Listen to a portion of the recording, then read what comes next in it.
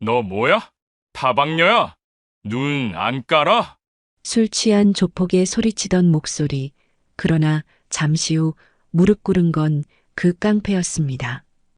여러분, 평범해 보이던 한 여성이 사실은 특전사 출신 강력계 형사였다는 사실 믿기시나요? 오늘은 부처님 오신 날 절 행사장에서 벌어진 믿기 어려운 이야기를 들려드립니다. 부처님 오신 날 아침이었습니다. 서울 시내 한복판에 자리한 대각사에는 이른 시간부터 신도들이 하나둘 모여들고 있었죠.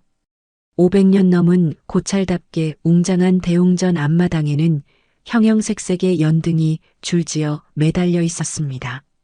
바람에 살랑거리는 연등들이 아침 햇살을 받아 영롱하게 빛나는 모습이 정말 장관이었어요. 하지만 이 평화로운 아침 풍경 속에는 아무도 모르는 긴장감이 숨어 있었습니다. 마치 폭풍 전의 고요함처럼 말이죠. 할머니, 저 등불이 정말 예쁘네요. 7살쯤 되어 보이는 아이가 할머니 손을 잡고 연등을 올려다보며 말했습니다. 그래, 우리 손자.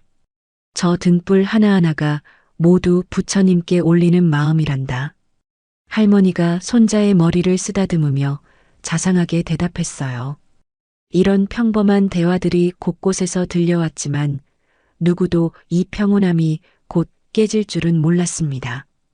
대웅전 안팎으로는 벌써 수백 명의 신도들이 자리를 잡고 앉아 있었습니다. 대부분 중년 이상의 어르신들이었지만 가족 단위로 온 신도들도 적지 않았어요. 아이들은 신기한 듯 주변을 둘러보며 작은 목소리로 제잘거렸고 어른들은 경건한 표정으로 합장하며 묵념에 잠겨 있었습니다. 그 중에서도 유독 눈에 띄는 몇몇 어르신들이 있었는데 곧게 펴진 어깨와 날카로운 눈빛으로 보아 예사롭지 않은 과거를 가진 분들 같았어요.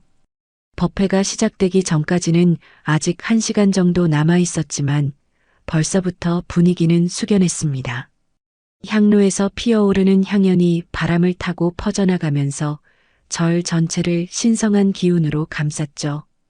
어디선가 은은하게 들려오는 목탁 소리와 함께 간간히 들리는 스님들의 독경 소리가 마음을 정화시켜주는 것 같았습니다. 그때 대웅전 뒤편 계단을 올라오는 한 여성의 모습이 눈에 띄었습니다. 한지연이었어요. 45살의 그녀는 검은색 정장 바지에 흰 블라우스를 입고 있었는데 평범한 직장 여성의 모습이었습니다. 하지만 자세히 보면 뭔가 달랐어요. 걸음걸이부터가 보통 사람과 달랐거든요. 발소리가 거의 나지 않을 정도로 조용했고 주변을 살피는 눈빛도 예사롭지 않았습니다.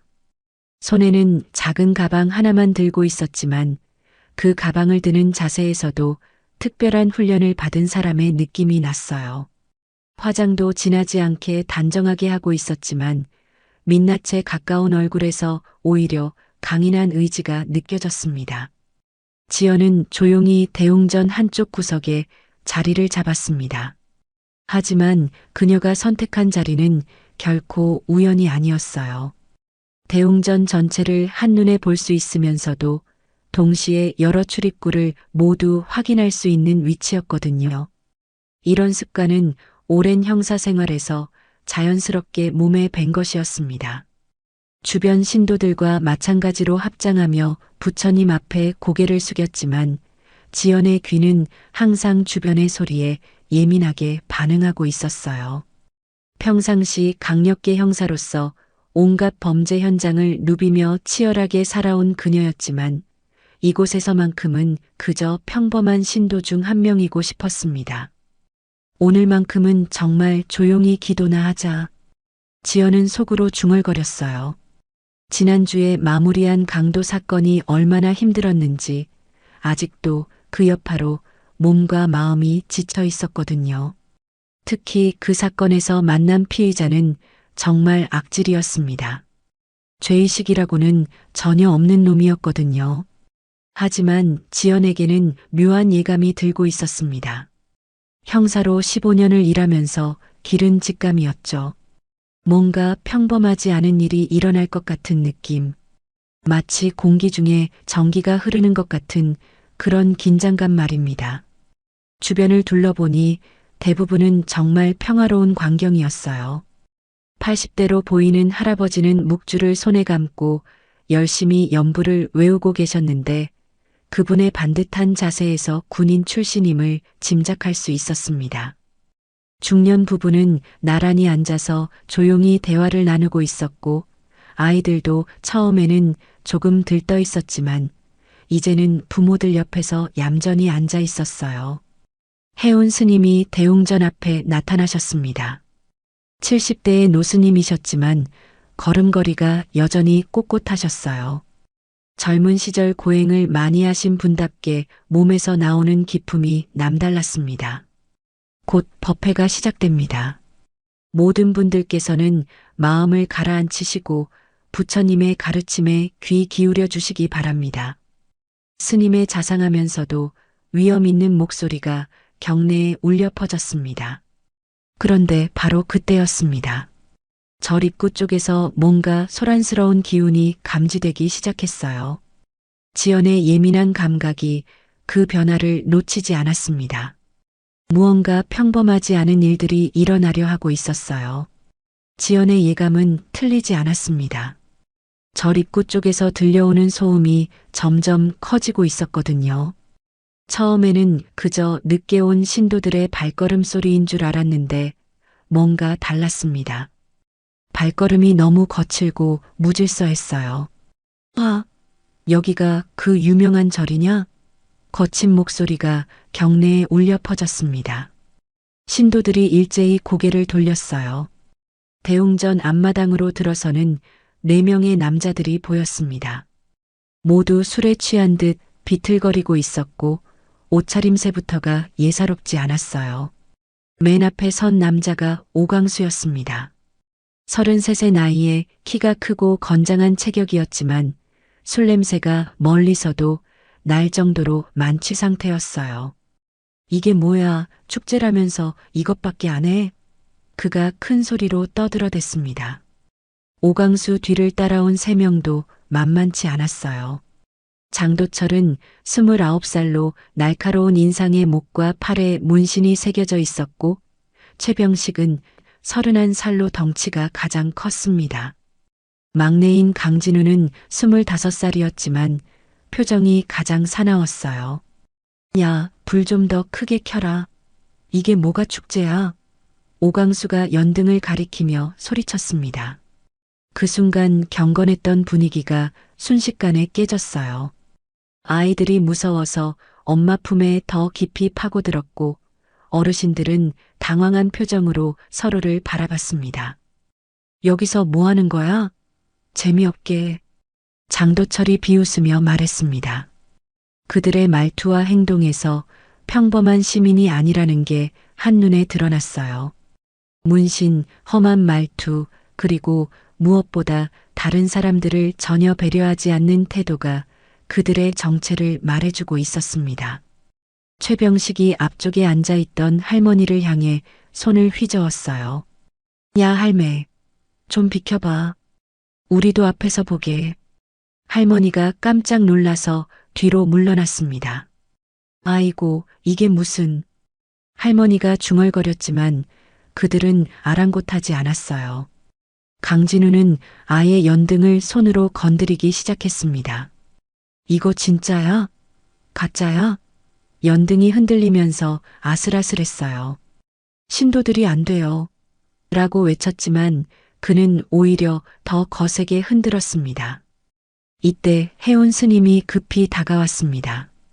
70대의 노스님이었지만 이런 상황에서도 침착함을 잃지 않으려 노력하고 계셨어요. 여러분, 여기는 부처님을 모신 신성한 곳입니다. 조용히 해주시면 안 될까요? 스님의 목소리는 떨렸지만 정중했습니다. 신성한 곳? 오광수가 코웃음을 쳤어요. 그래서 뭐 어쩌라고? 우리가 뭘 잘못했는데? 그는 스님을 위아래로 훑어보더니 비웃는 표정을 지었습니다. 중이 뭘 안다고 나서냐? 장도철이 스님 앞으로 다가서면서 협박했습니다. 할아버지, 우리 기분 좋을 때 비켜. 괜히 나이 들어서 다칠 일 없게. 스님이 한 걸음 뒤로 물러섰지만 여전히 손을 모으고 계셨어요. 신도들 사이에서 웅성거림이 시작됐습니다. 저 사람들이 누구야? 왜 저러지? 경찰을 불러야 하는 거 아니야? 하지만 아무도 나서지는 못했어요. 상대방이 너무 험해 보였거든요. 최병식이 향로를 발로 차려고 했습니다. 다행히 직접 차지는 않았지만 그 신용만으로도 신도들이 크게 동요했어요. 야, 이거 돈 되겠네? 금인가? 그가 향로를 만져보려고 손을 뻗었습니다. 그만 두십시오.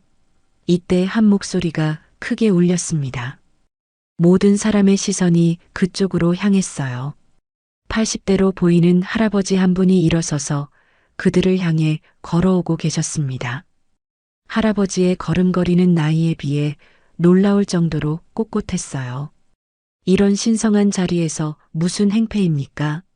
할아버지의 목소리에는 젊은 시절의 기계가 남아 있었습니다. 옆에 앉아있던 할머니가 여보, 위험해요 라고 말렸지만 할아버지는 멈추지 않았어요. 할아버지가 용감하네. 강진우가 비웃었습니다.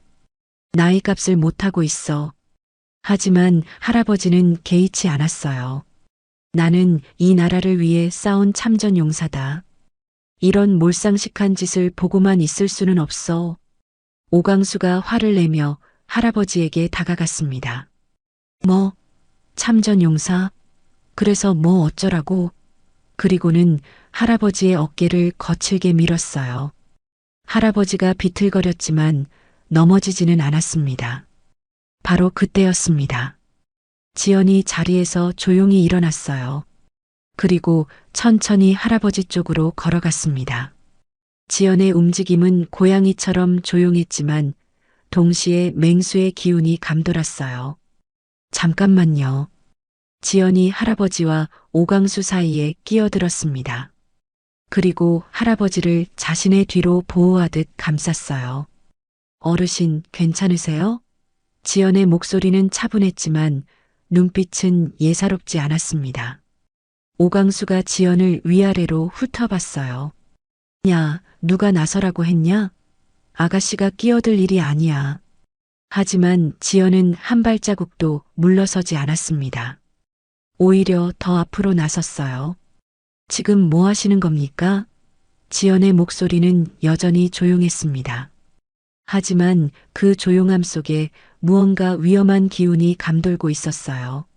주변 신도들의 시선이 모두 지연에게 집중됐습니다. 이 평범해 보이는 여성이 과연 무엇을 할 수 있을까 하면서 말이죠. 지연의 조용한 목소리와 흔들림 없는 눈빛에 오광수가 순간 당황했습니다. 하지만 곧 비웃음을 터뜨렸어요. 뭐, 지금 나한테 뭐라고 하는 거야? 그는 지연을 위아래로 다시 한번 훑어봤습니다. 평범한 직장 여성으로밖에 보이지 않았거든요. 장도철과 최병식이 킬킬거리며 웃었습니다. 형님, 아가씨가 영웅 놀이 하나 봐요. 요즘 여자들 참 나서기 좋아해. 그들의 비웃음이 경내에 울렸지만 지연의 표정에는 변화가 없었어요.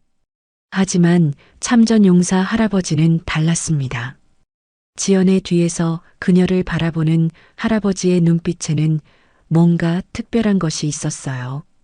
오랜 군 생활을 통해 길러진 직감으로 이 여성이 보통 사람이 아니라는 걸 감지한 것 같았습니다. 아가씨, 위험합니다. 뒤로 물러서세요. 할아버지가 지연의 어깨를 살짝 건드리며 말했어요. 하지만 지연은 미동도 하지 않았습니다. 오히려 한 걸음 더 앞으로 나서면서 할아버지를 완전히 자신의 뒤로 보호했어요.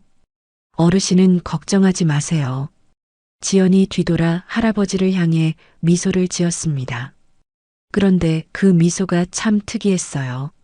겉으로는 부드러워 보였지만 뭔가 차갑고 날카로운 것이 숨어 있었거든요. 오광수가 점점 화가 났습니다. 자신이 무시당하고 있다는 기분이 들었거든요. 야, 아가씨, 내가 지금 장난하는 것 같아? 그는 지연에게 한 걸음 더 다가섰습니다.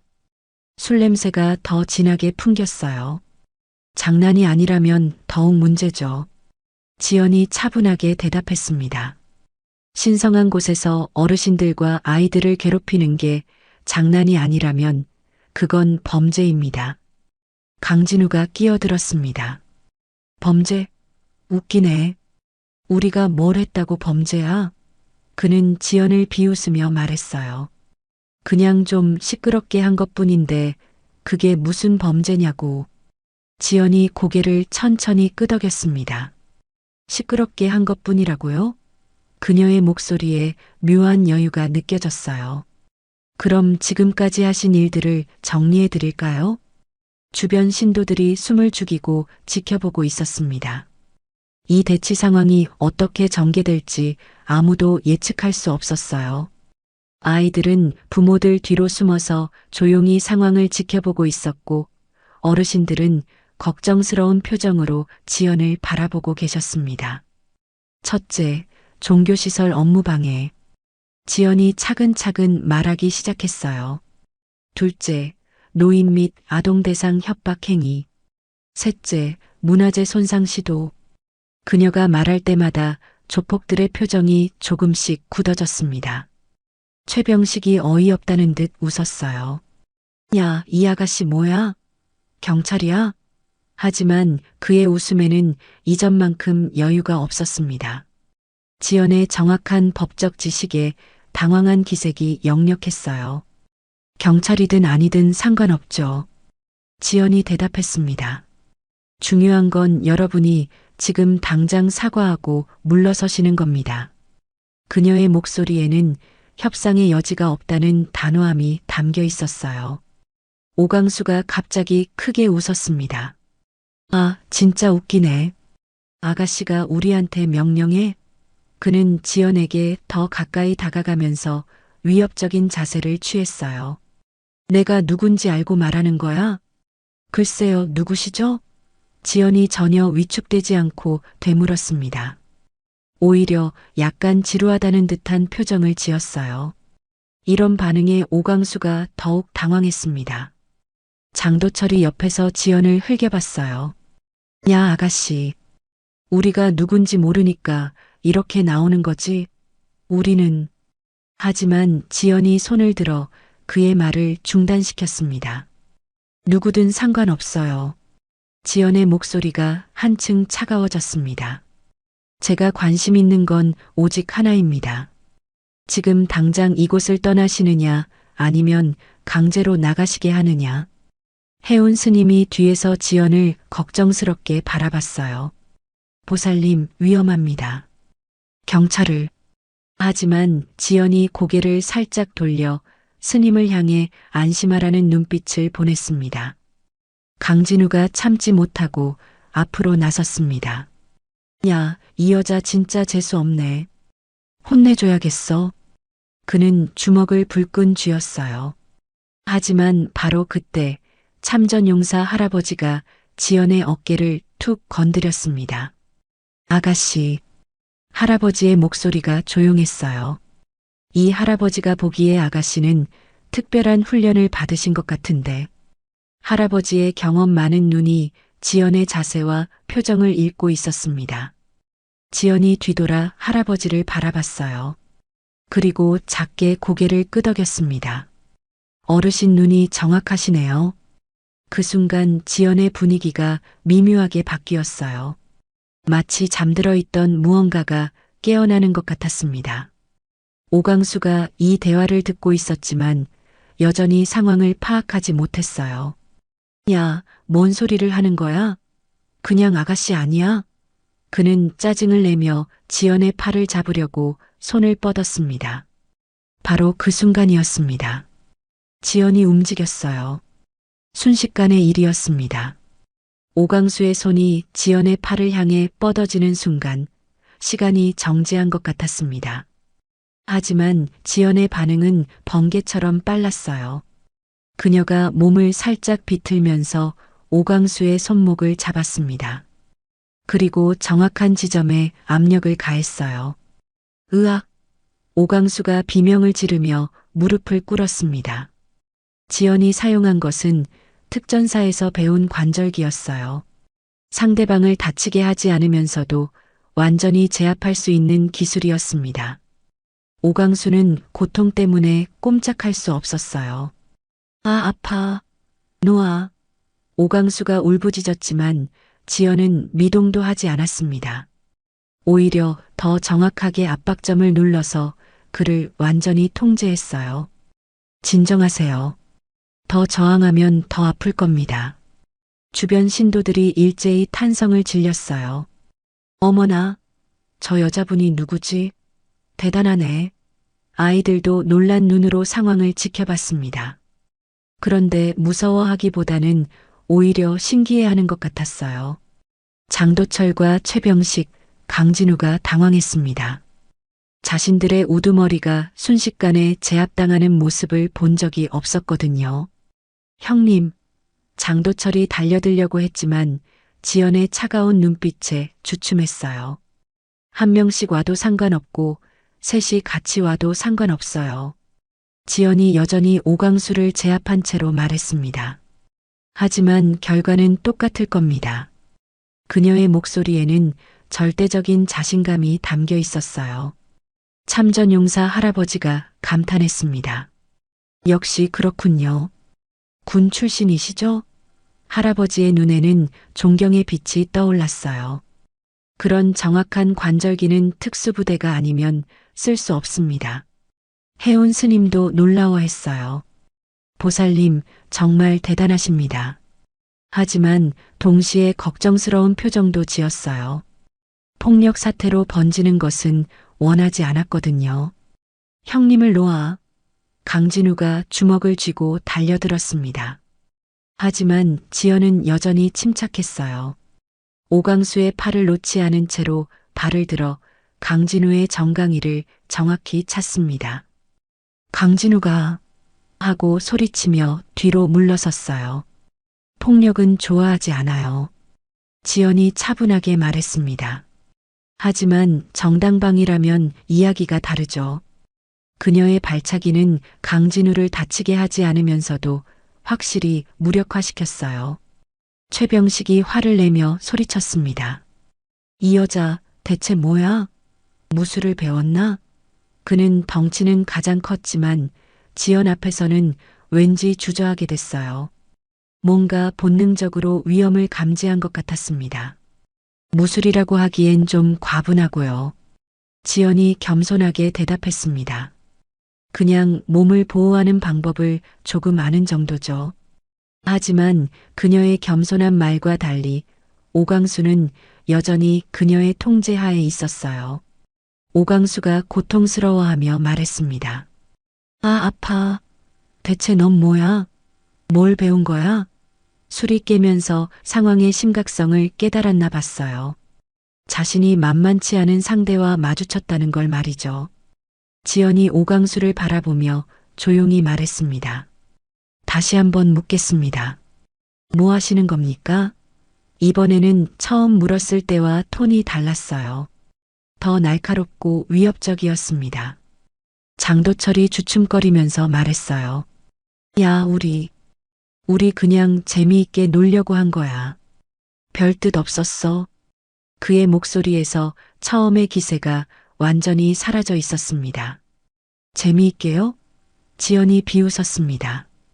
어르신들을 괴롭히고 아이들을 무서워하게 만드는 게 재미있나요?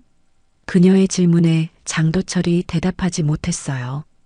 이때 참전용사 할아버지가 앞으로 나섰습니다. 젊은이, 이제 정신이 좀 들었나? 할아버지가 무릎 꿇고 있는 오강수를 내려다보며 말했어요. 나이 먹은 할아버지가 나서는 것보다 이렇게 제대로 된 분이 나서주니 다행이군.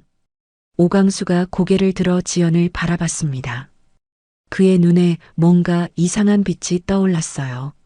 잠깐, 너, 혹시? 그가 무언가를 떠올리려는 듯 했어요. 지연이 눈썹을 약간 치켜 올렸습니다. 혹시 뭐요?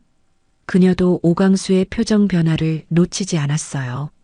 뭔가 자신을 알아보는 것 같았거든요. 설마, 그때 그 형사? 오강수의 목소리가 떨렸습니다. 갑자기 3년 전의 기억이 떠올랐나 봤어요. 자신이 절도 혐의로 붙잡혔을 때 신문을 담당했던 형사의 얼굴이 말이죠. 지연이 미소를 지었습니다. 하지만 그 미소는 전혀 따뜻하지 않았어요. 기억력이 좋으시네요, 오강수 씨. 그녀가 그의 이름을 정확히 불렀을 때 주변이 조용해졌습니다. 어떻게 내 이름을? 오강수가 경악했어요. 그제서야 상황의 심각성을 완전히 깨달았습니다. 자신이 우연히 만난 게 아니라 과거에 자신을 잡아넣은 바로 그 형사였던 것이죠. 장도철과 최병식, 강진우도 분위기가 심상치 않다는 걸 눈치챘어요. 형님, 뭐가 어떻게 된 거예요? 장도철이 조심스럽게 물었습니다. 지연이 천천히 오강수를 일으켜 세웠습니다. 하지만 여전히 그의 팔을 제압하고 있었어요. 자기소개를 제대로 해드릴까요? 그녀의 목소리가 더욱 차가워졌습니다. 육군 특전사 출신, 현재 서울 강력계 형사 한지연입니다. 지연이 또렷하게 자신을 소개했습니다. 그 순간 경내가 완전히 조용해졌어요. 신도들도 조폭들도 모두 숨을 죽이고 있었습니다. 오강수의 얼굴이 새파랗게 질렸어요. 맞다. 그때 그 형사님이 3년 전 절도 사건으로 붙잡혔을 때의 기억이 생생하게 떠올랐거든요. 차가운 신문실에서 자신을 압박하던 그 여자 형사, 결국 자백을 받아내고 교도소로 보낸 바로 그 사람이었습니다. 장도철과 최병식이 서로를 바라봤어요. 형사라는 말에 본능적으로 긴장했습니다. 형님, 진짜 형사라고요? 최병식이 떨리는 목소리로 물었어요. 강진우만큼은 여전히 반항적이었습니다. 형사면 뭐 어쩌라고요? 지금 근무 시간도 아니고 여기서 뭘 할 수 있다고. 하지만 그의 말이 끝나기도 전에 장도철이 그를 제지했어요. 야, 닥쳐. 장도철이 강진우를 나무랐습니다. 몇 년간 이 바닥에서 굴러본 그는 상황의 심각성을 알고 있었어요. 특전사 출신 형사라니 이건 장난이 아니었습니다. 지연이 오강수를 바라보며 말했습니다. 3년 전 명동 귀금속점 절도 사건 기억하시죠? 그때 제가 신문을 담당했었는데 오강수가 고개를 끄덕였어요.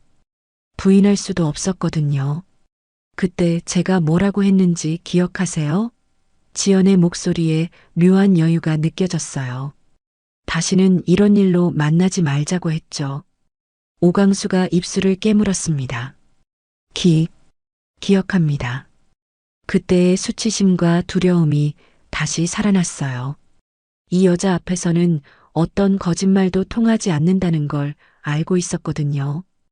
해운 스님이 놀라워했습니다. 형사님이셨군요. 그래서 그렇게 스님도 지연의 침착함과 정확한 제압 기술이 어디서 나왔는지 이제야 이해했어요. 참전용사 할아버지는 오히려 기뻐하는 표정이었습니다. 역시 그렇군요. 특전사 출신이라니 든든하네요. 할아버지의 눈에는 동료를 만난 듯한 반가움이 있었어요. 이때 장도철이 갑자기 뒷주머니에서 무언가를 꺼냈습니다. 강목 같은 거였어요. 야, 형사든 뭐든 상관없어. 우리 형님한테서 손 떼. 그가 강목을 들고 지연을 위협했습니다. 신도들이 일제히 비명을 질렀어요. 도와주세요.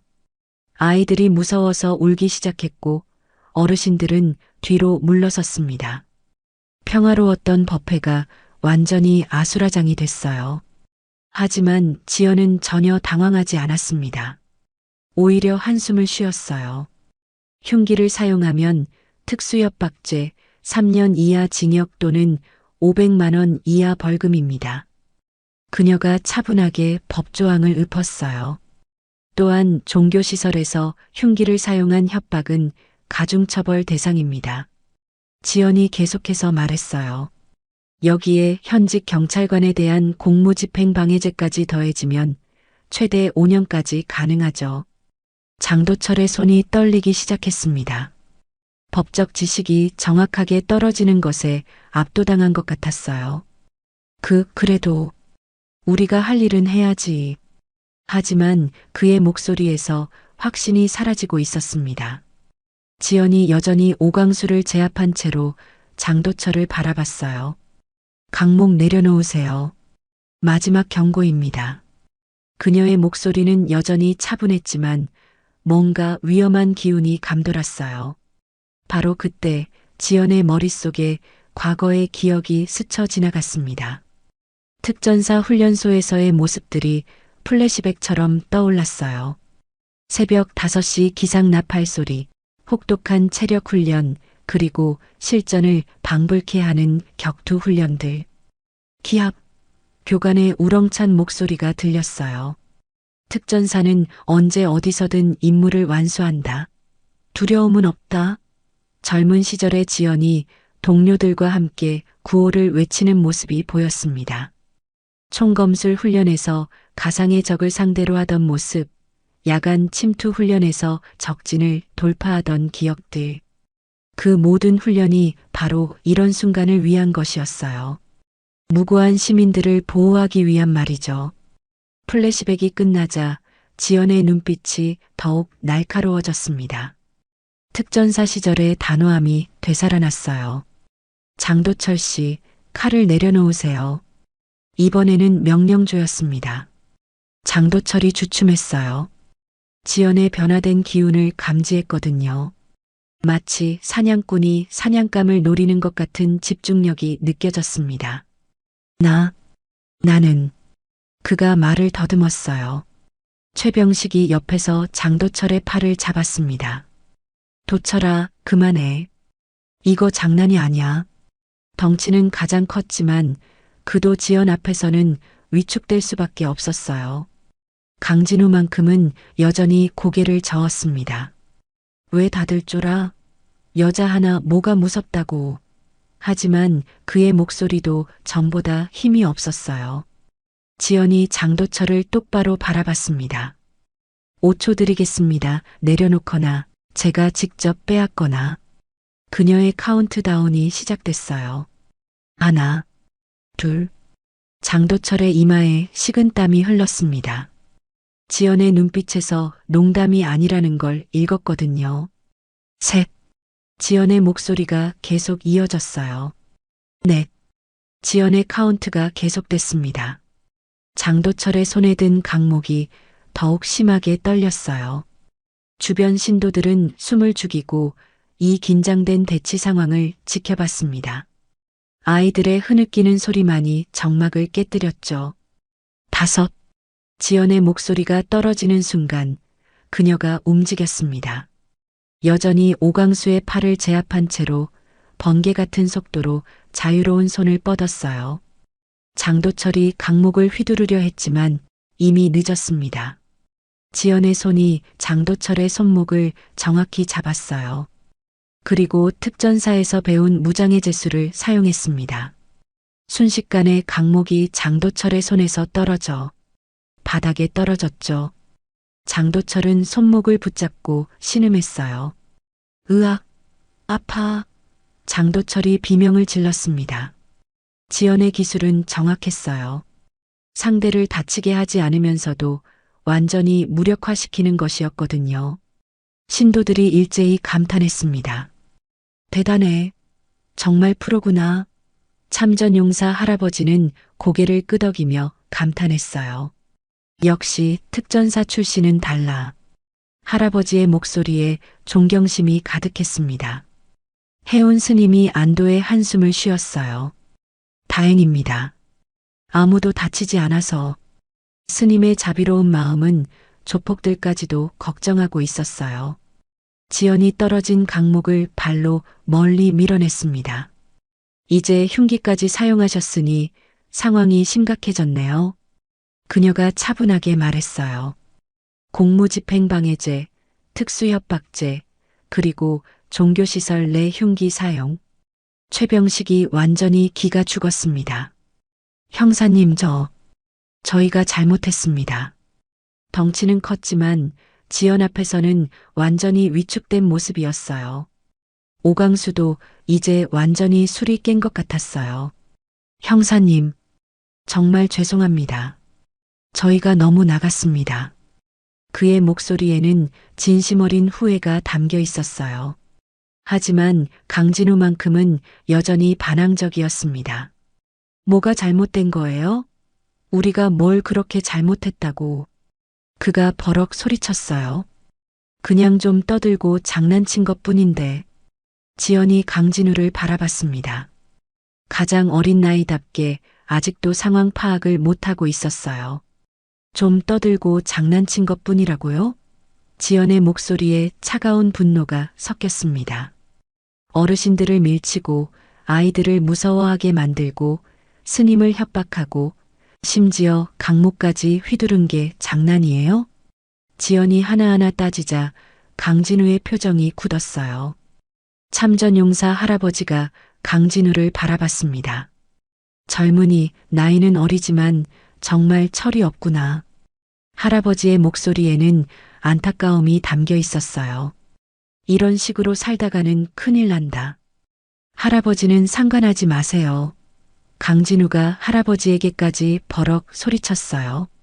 그 순간 주변 분위기가 싸늘해졌습니다. 어르신을 무시하는 것을 보고 모든 신도들이 분노했거든요. 지연의 눈빛이 더욱 차가워졌습니다. 지금 어르신께 뭐라고 하신 거예요? 그녀의 목소리가 한층 낮아졌어요. 참전용사 어르신께 그런 식으로 말하는 게 당연하다고 생각하세요? 강진우가 잠깐 주춤했지만 여전히 고집을 부렸어요. 참전용사면 뭐 어쩌라고요. 옛날 얘기잖아요. 그의 말에 주변 신도들이 경악했습니다. 이 자식이.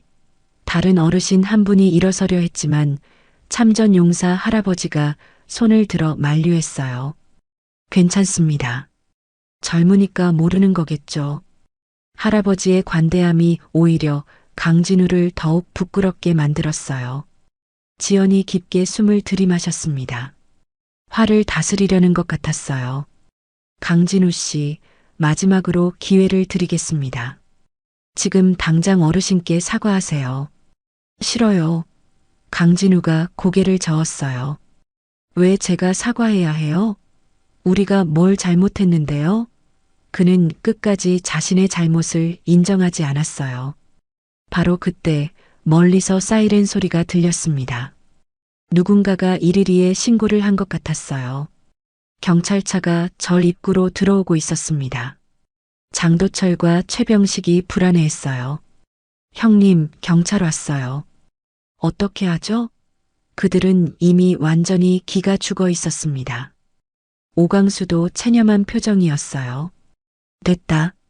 이미 끝난 일이야. 그는 자신의 운명을 받아들이는 것 같았습니다. 하지만 지연이 의외의 말을 했어요. 잠깐만요. 그녀가 경찰들을 향해 손을 들었습니다. 제가 직접 처리하겠습니다. 경찰관들이 지연을 보고 고개를 끄덕였어요. 같은 경찰이라는 것을 알아본 것 같았습니다. 형사님? 오강수가 놀라워했어요. 체포될 줄 알았는데 예상과 달랐거든요. 지연이 오강수와 다른 조폭들을 바라봤습니다. 두 가지 선택지가 있습니다. 그녀의 목소리에 특별한 무언가가 담겨 있었어요.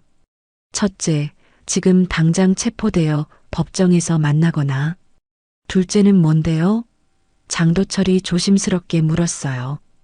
지연이 잠깐 생각하더니 말했습니다. 조건부 합의입니다. 그녀의 제안에 모든 사람이 귀를 기울였어요. 과연 어떤 조건일까 하면서 말이죠.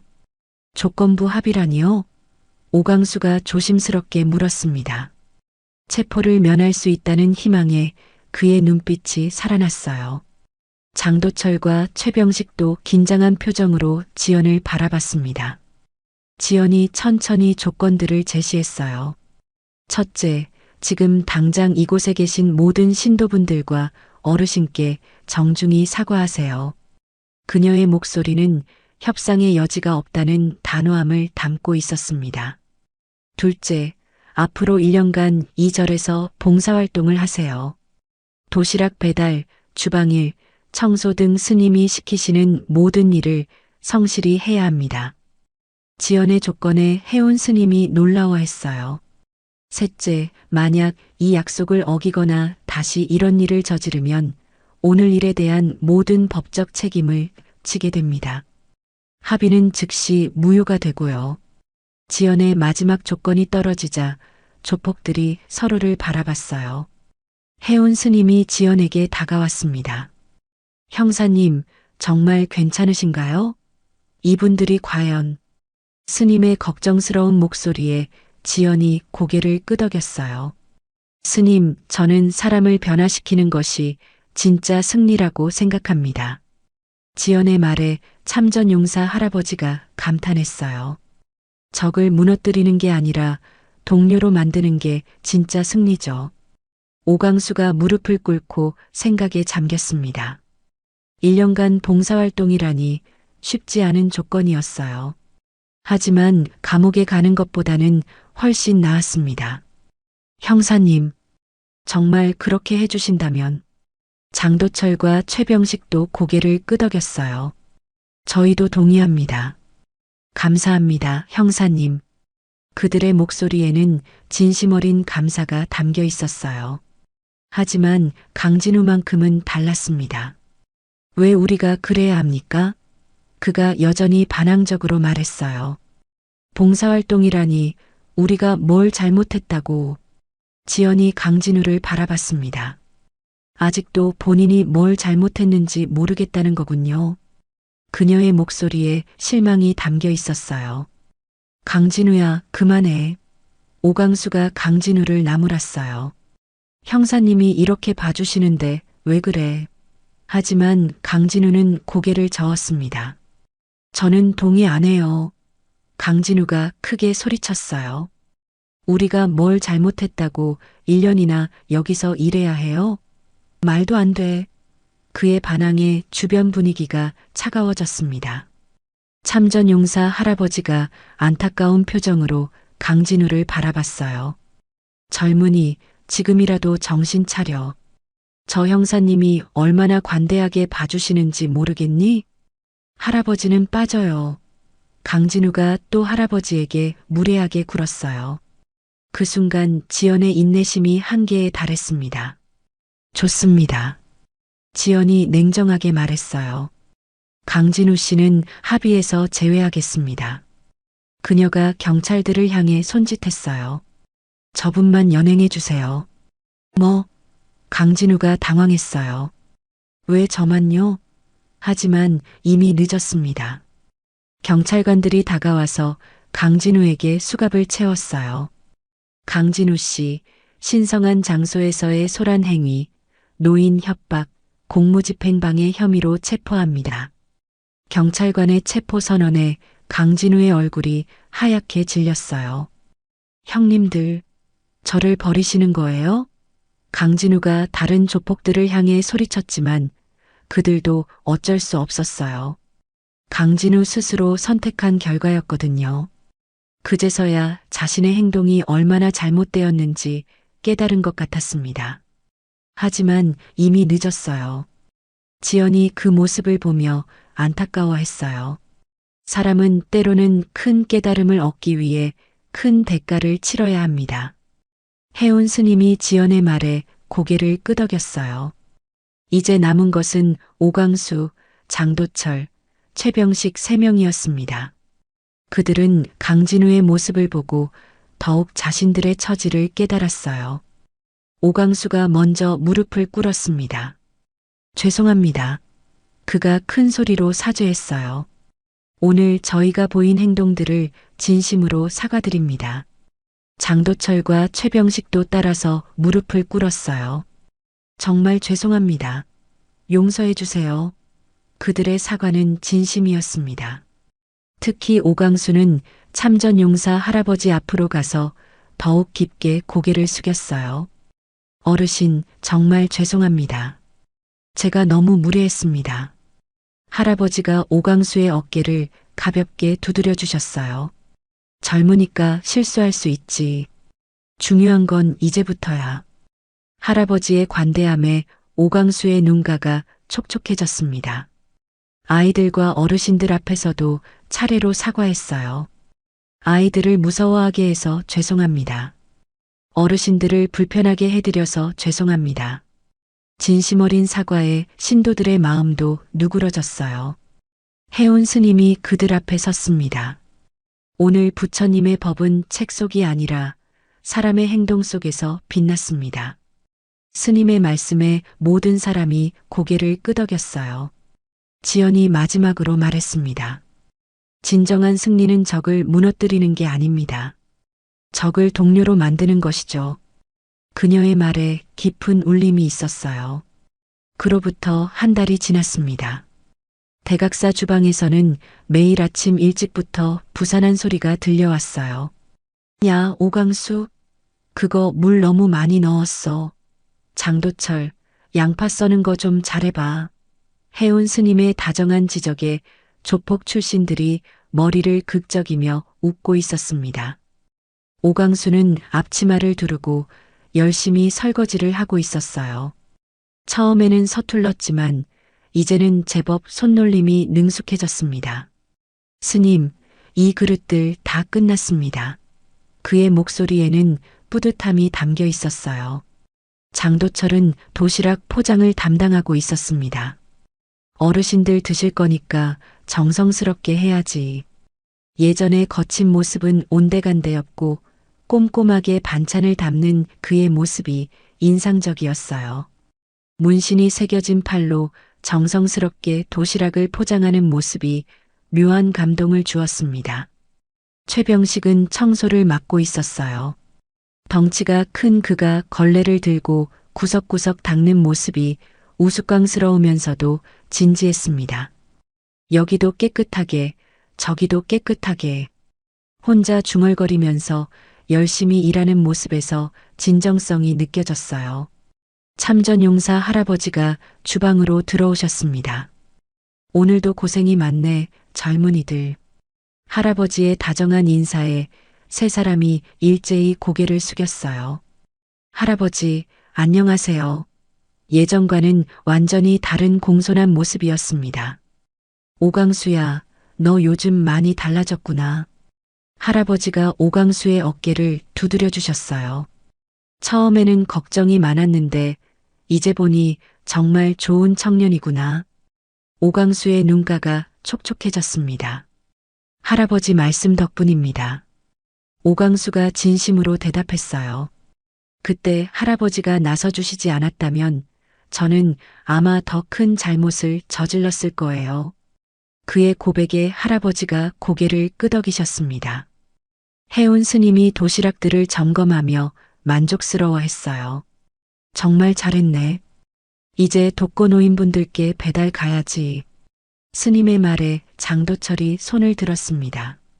스님, 저희가 배달까지 해드릴게요. 그래. 그럼 정말 고맙겠구나. 해온 스님의 얼굴에 환한 미소가 떠올랐어요. 처음에는 이들을 어떻게 대해야 할지 고민이었는데 이제는 정말 믿음직한 봉사자들이 됐거든요. 도시락 배달을 나선 세 사람의 모습은 정말 인상적이었어요. 오강수가 할머니, 오늘도 맛있게 드세요. 라고 인사하면 할머니가 고마워, 아들아 라고 대답하셨어요. 처음에는 조폭 출신들을 경계했던 어르신들도 이제는 반갑게 맞아주셨습니다. 장도철은 거동이 불편한 할아버지를 위해 무릎을 꿇고 도시락을 건네드렸어요. 할아버지, 천천히 드세요. 내일도 또 올게요. 그의 다정한 목소리에 할아버지가 고개를 쓰다듬어 주셨습니다. 최병식은 계단이 가파른 곳에 사시는 할머니를 위해 등에 업고 올라가기도 했어요. 할머니, 무거우시면 말씀하세요. 아이고, 우리 아들이 이렇게 힘이 세구나. 할머니의 칭찬에 그의 얼굴이 빨갛게 달아올랐습니다. 오후에는 절 마당 청소를 했어요. 연등 축제 때 어지럽혔던 바로 그 자리를 깨끗하게 정리하는 모습이 감동적이었습니다. 여기가 그때 우리가 소란 피운 곳이지? 오강수가 쓸쓸하게 말했어요. 이제 와서 후회해도 소용없어. 앞으로 잘하는 게 중요하지. 장도철이 동료를 다독였어요. 그들의 우정도 이 봉사활동을 통해 더욱 깊어졌습니다. 해질 무렵 지연이 저를 찾았습니다. 한 달 전 그 사건 이후 처음 방문이었어요. 주방에서 설거지하는 세 사람을 보고 놀라워했습니다. 정말 성실하게 하고 계시네요. 형사님, 세 사람이 일제히 인사했어요. 덕분에 새로운 삶을 살고 있습니다. 오강수가 진심으로 감사 인사를 드렸습니다. 지연이 그들의 변화된 모습을 보며 뿌듯해했어요. 사람은 정말 변할 수 있구나. 그녀의 선택이 옳았다는 확신이 들었습니다. 해운 스님이 지연에게 다가왔어요. 형사님 덕분에 절에 정말 좋은 일꾼들을 얻었습니다. 스님의 얼굴에는 만족스러운 미소가 가득했어요. 스님, 오히려 저야말로 배웠습니다. 지연이 겸손하게 대답했어요. 진정한 정의가 무엇인지 말이에요. 벌을 주는 것보다 변화시키는 게 더 큰 승리라는 걸요. 참전용사 할아버지도 함께 자리했어요. 젊은 형사님, 정말 훌륭한 판단이었어. 저 젊은이들이 이렇게 변할 줄 누가 알았겠나. 할아버지의 칭찬에 지연이 고개를 숙였습니다. 저녁 무렵 마지막 설거지를 마친 세 사람이 함께 앉아 차를 마시고 있었어요. 형님, 우리 정말 많이 변했지? 장도철이 감회 깊게 말했어요. 그러게 말이야. 예전 같았으면 이런 일 하라고 해도 안 했을 텐데. 최병식도 동의했습니다. 오강수가 멀리 바라보며 말했어요. 강진우 그 녀석 생각나네. 감옥에서 잘 지내고 있을까? 그들은 모두 침묵했어요. 함께했던 동료의 다른 선택을 생각하니 마음이 무거웠습니다. 연등이 다시 환하게 밝혀진 대웅전 앞에서 신도들이 저녁 예불을 드리고 있었어요. 오강수, 장도철, 최병식도 뒤에서 조용히 합장했습니다. 한 달 전 소란을 피웠던 바로 그 자리에서 이제는 경건하게 기도하고 있었어요. 지연이 그 모습을 보며 미소 지었습니다. 진정한 승리는 이런 거구나. 연등 불빛 아래서 변화된 사람들의 모습이 정말 아름다웠어요. 해운 스님의 목소리가 은은하게 울려 퍼졌습니다. 모든 존재가 행복하기를. 그 기원 속에 세 사람의 웃음소리가 어우러지며 대각사에는 진정한 평화가 찾아왔습니다. 오늘도 함께 해주셔서 감사합니다. 달빛 인생 사연은 가족 이야기, 노후 드라마, 감동 오디오북을 통해 여러분의 마음에 작은 위로와 공감을 전하고 있습니다. 앞으로도 더 많은 인생 사연과 감동 이야기를 함께 하시려면 구독과 좋아요, 알림 설정 꼭 부탁드립니다. 아줌마, 눈은 달고 다니나요? 늙은 사람은 운전하지 마세요. 첫 만남에서 시어머니를 모욕했던 그녀가 바로 아들의 약혼녀였습니다. 군인의 직감은 틀리지 않았습니다. 겉모습에 속지 말고 인품이 진짜라는 것을 보여주는 이야기입니다. 새벽 5시 반, 알람이 울리기 전에 이미 눈을 뜬 정숙은 침대에서 일어나 간소한 세면을 마쳤습니다. 거울 속 모습을 바라보며 군복깃을 바로 세우는 손길이 여전히 날카롭고 정확했죠. 3스타 계급장이 빛나는 어깨를 펴고 현관문을 나서는 정숙의 발걸음에는 40년 넘게 쌓아온 군인의 품격이 묻어났습니다. 하지만 오늘 정숙의 마음은 평소와 달랐어요. 가슴 한편에서 묘한 설렘이 올라왔거든요. 바로 내일 아들 재민이 약혼식을 앞두고 있었기 때문입니다. 드디어 며느리 될 사람을 만나게 되는 거죠. 장군님, 오늘 일정 확인해 드릴게요. 부관이 건네는 스케줄표를 보며 정숙은 작은 한숨을 내쉬었습니다. 빼곡히 적힌 회의와 보고들. 평상시라면 아무렇지 않았겠지만 오늘은 왠지 시간이 더디게 흘러가는 것 같았어요. 빨리 집에 가서 내일 입을 옷을 준비하고 싶었거든요. 첫 번째 회의가 시작됐습니다. 예산 삭감안에 대한 대응 방안을 논의하겠습니다. 평소라면 집중해서 들었을 내용이었지만 오늘 정숙의 머릿속에는 다른 생각들이 스쳐 지나갔어요. 재민이가 말한 그 소연이라는 여자는 과연 어떤 사람일까? 정말 군인 집안에서 자란 단정한 여성일까? 장군님, 어떻게 생각하시는지요? 갑자기 모든 시선이 정숙에게 쏠렸습니다. 정숙은 당황했지만 재빠르게 정신을 차렸어요. 예산이 삭감되더라도 핵심 전력은 유지해야 합니다. 우선순위를 명확히 해서 대응하죠. 다행히 무난하게 넘어갔지만 정숙은 자신이 집중하지 못하고 있다는 걸 깨달았습니다. 점심시간 정숙은 혼자 간단한 도시락을 먹으며 재민과의 통화 내용을 떠올렸어요. 어머니, 소연이는 정말 좋은 사람이에요. 예의 바르고 똑똑하고 무엇보다 어머니 같은 여성을 정말 존경한다고 하더라고요. 재민의 목소리에는 확신이 가득했었죠. 하지만 정숙의 마음 한편에는 알 수 없는 불안감이 있었습니다. 40년 넘게 군 생활을 하면서 키운 직감이었을까요? 뭔가 석연치 않은 기분이 들었어요. 내가 너무 예민한 건가?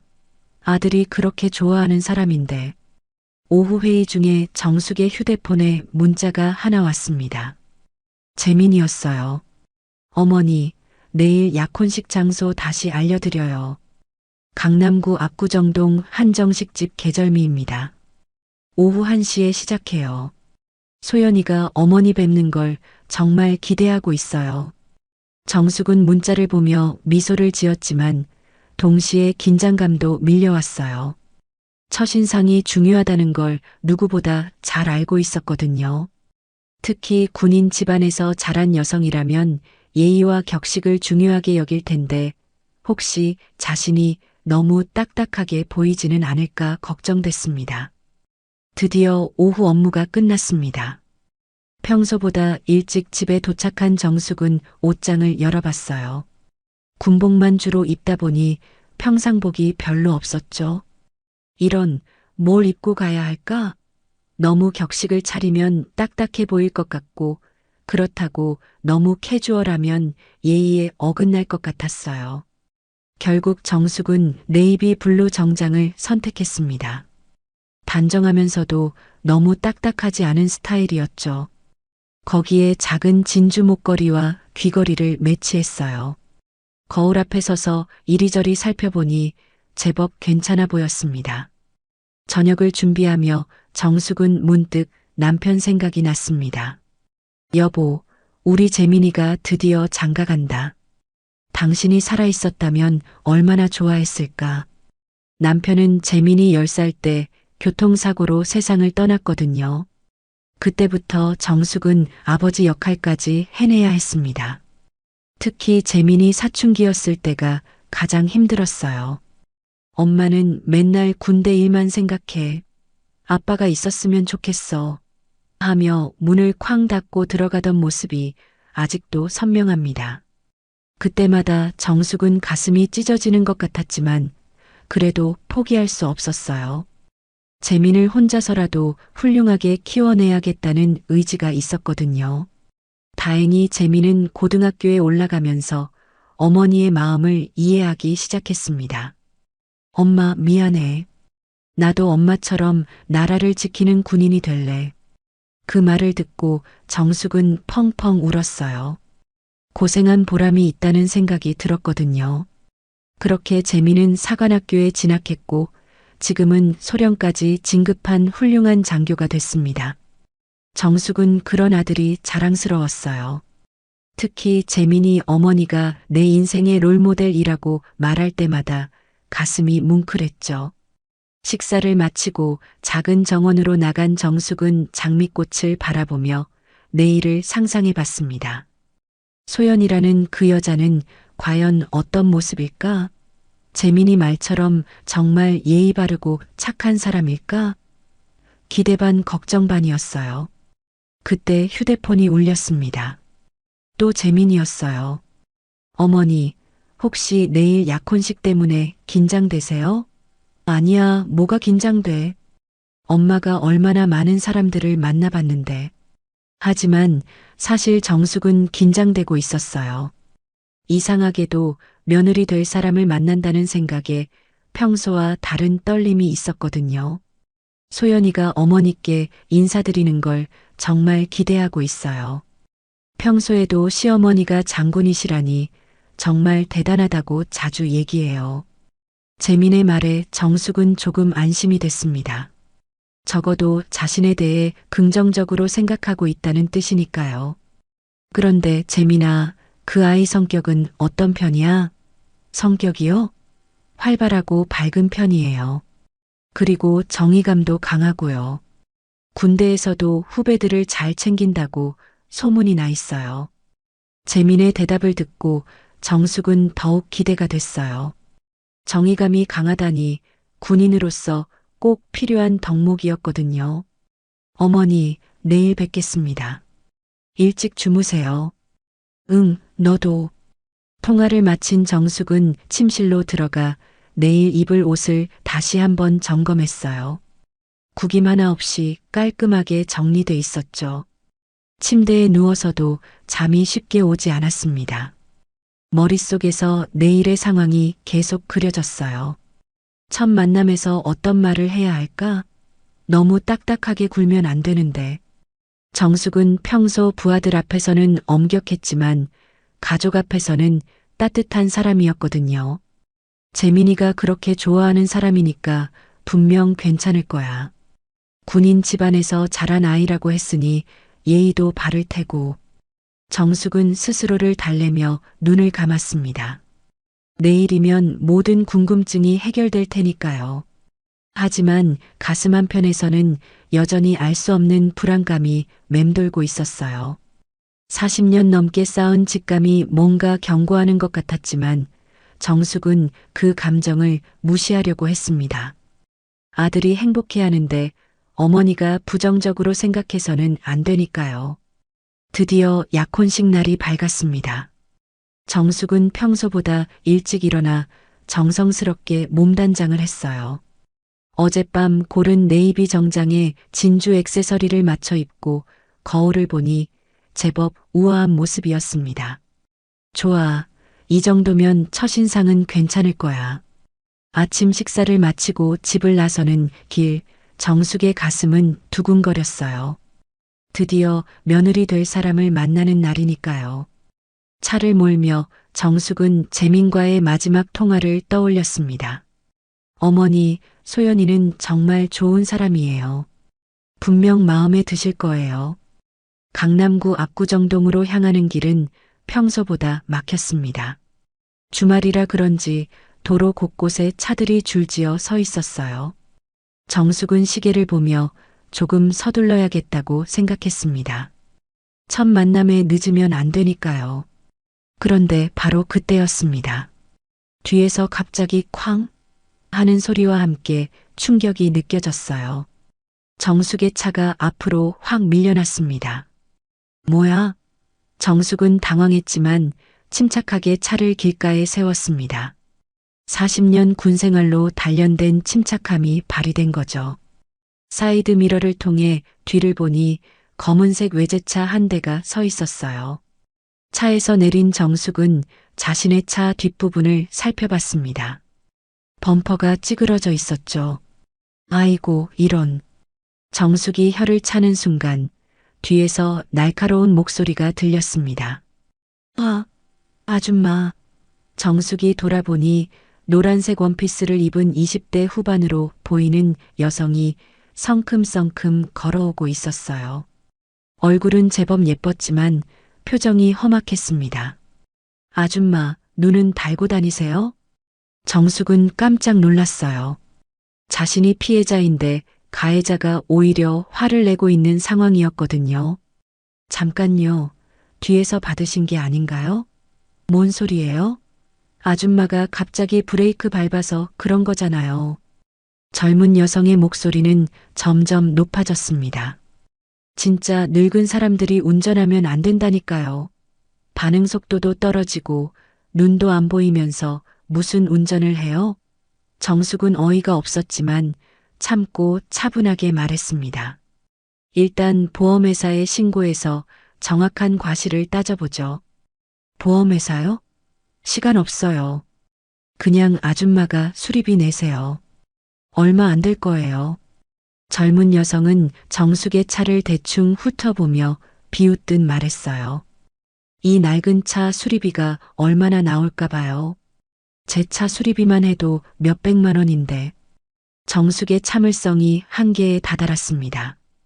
하지만 수십 년 군생활로 단련된 자제력으로 끝까지 침착함을 유지했어요. 제가 군인이라서 그런지 원칙대로 하는 걸 좋아해요. 보험회사 부르시죠. 군인? 젊은 여성이 정숙을 위아래로 훑어보며 코웃음 쳤습니다. 아, 맞네요. 딱 봐도 꽉 막힌 군인 스타일이시네. 융통성이라고는 전혀 없고.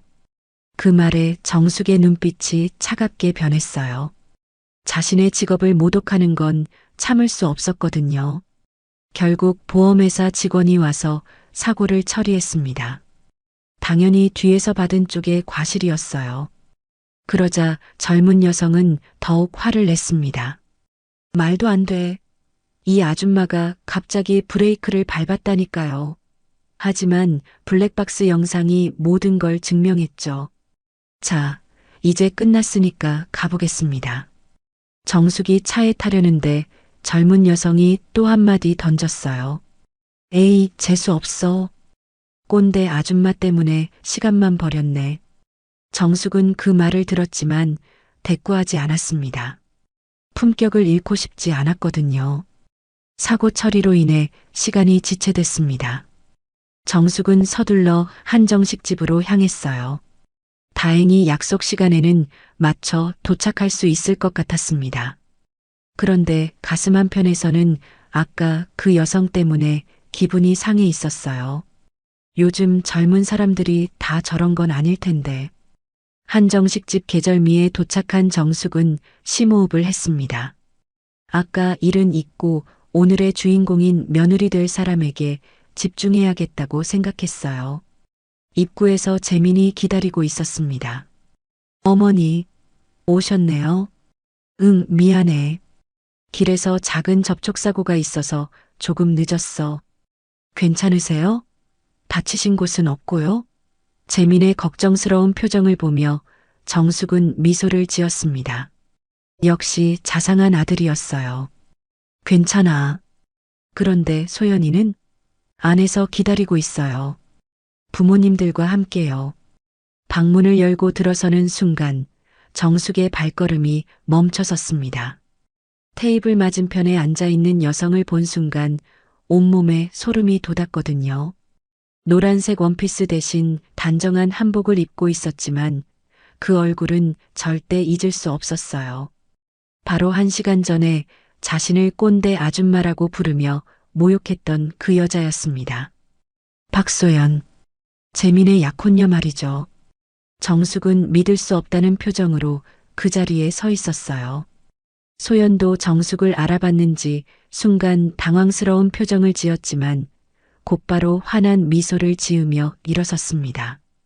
어머님, 안녕하세요. 박소연입니다. 마치 아까 일은 전혀 없었던 것처럼 공손하게 인사를 했어요. 정숙은 충격에 빠져 있었습니다.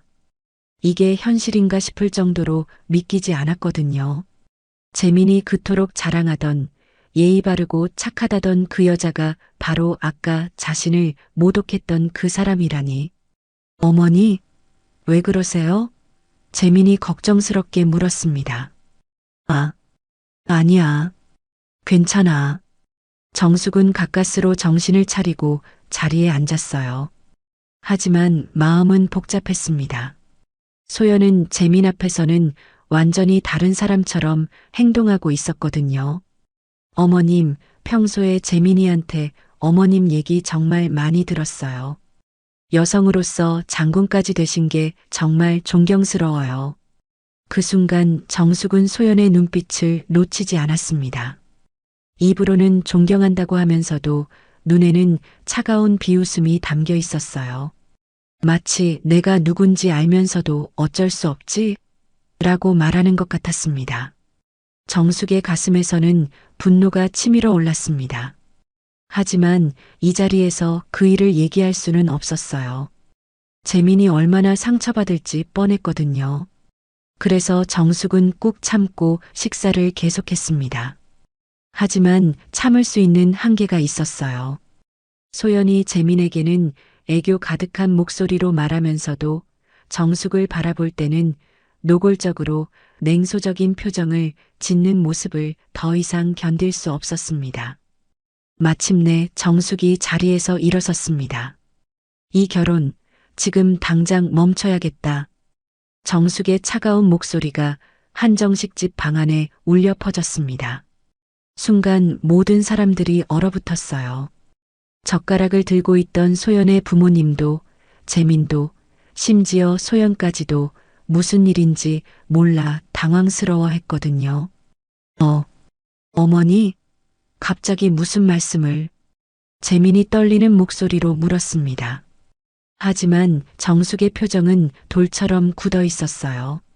방금 전까지 애교 가득한 미소를 짓고 있던 소연이 정숙을 바라보는 눈빛에서 순간적으로 스친 그 차가운 비웃음을 놓치지 않았거든요. 재민아, 우리 나가자. 정숙이 가방을 들고 일어서려는데 소연이 갑자기 벌떡 일어났습니다. 어머님, 제가 뭔가 잘못했나요? 갑자기 이러시면 저희가 당황스럽습니다.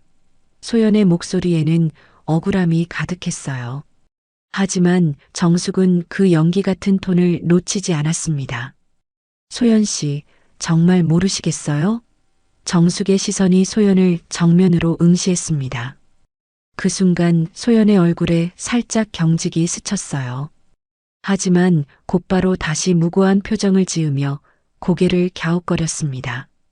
죄송하지만 정말 무슨 말씀인지 모르겠어요. 재민이 두 사람 사이에 끼어들었습니다. 어머니, 도대체 무슨 일인지 설명해 주세요. 소연이가 뭔 잘못을 했다는 거예요? 재민의 목소리에는 당혹감과 함께 약간의 서운함도 섞여 있었어요.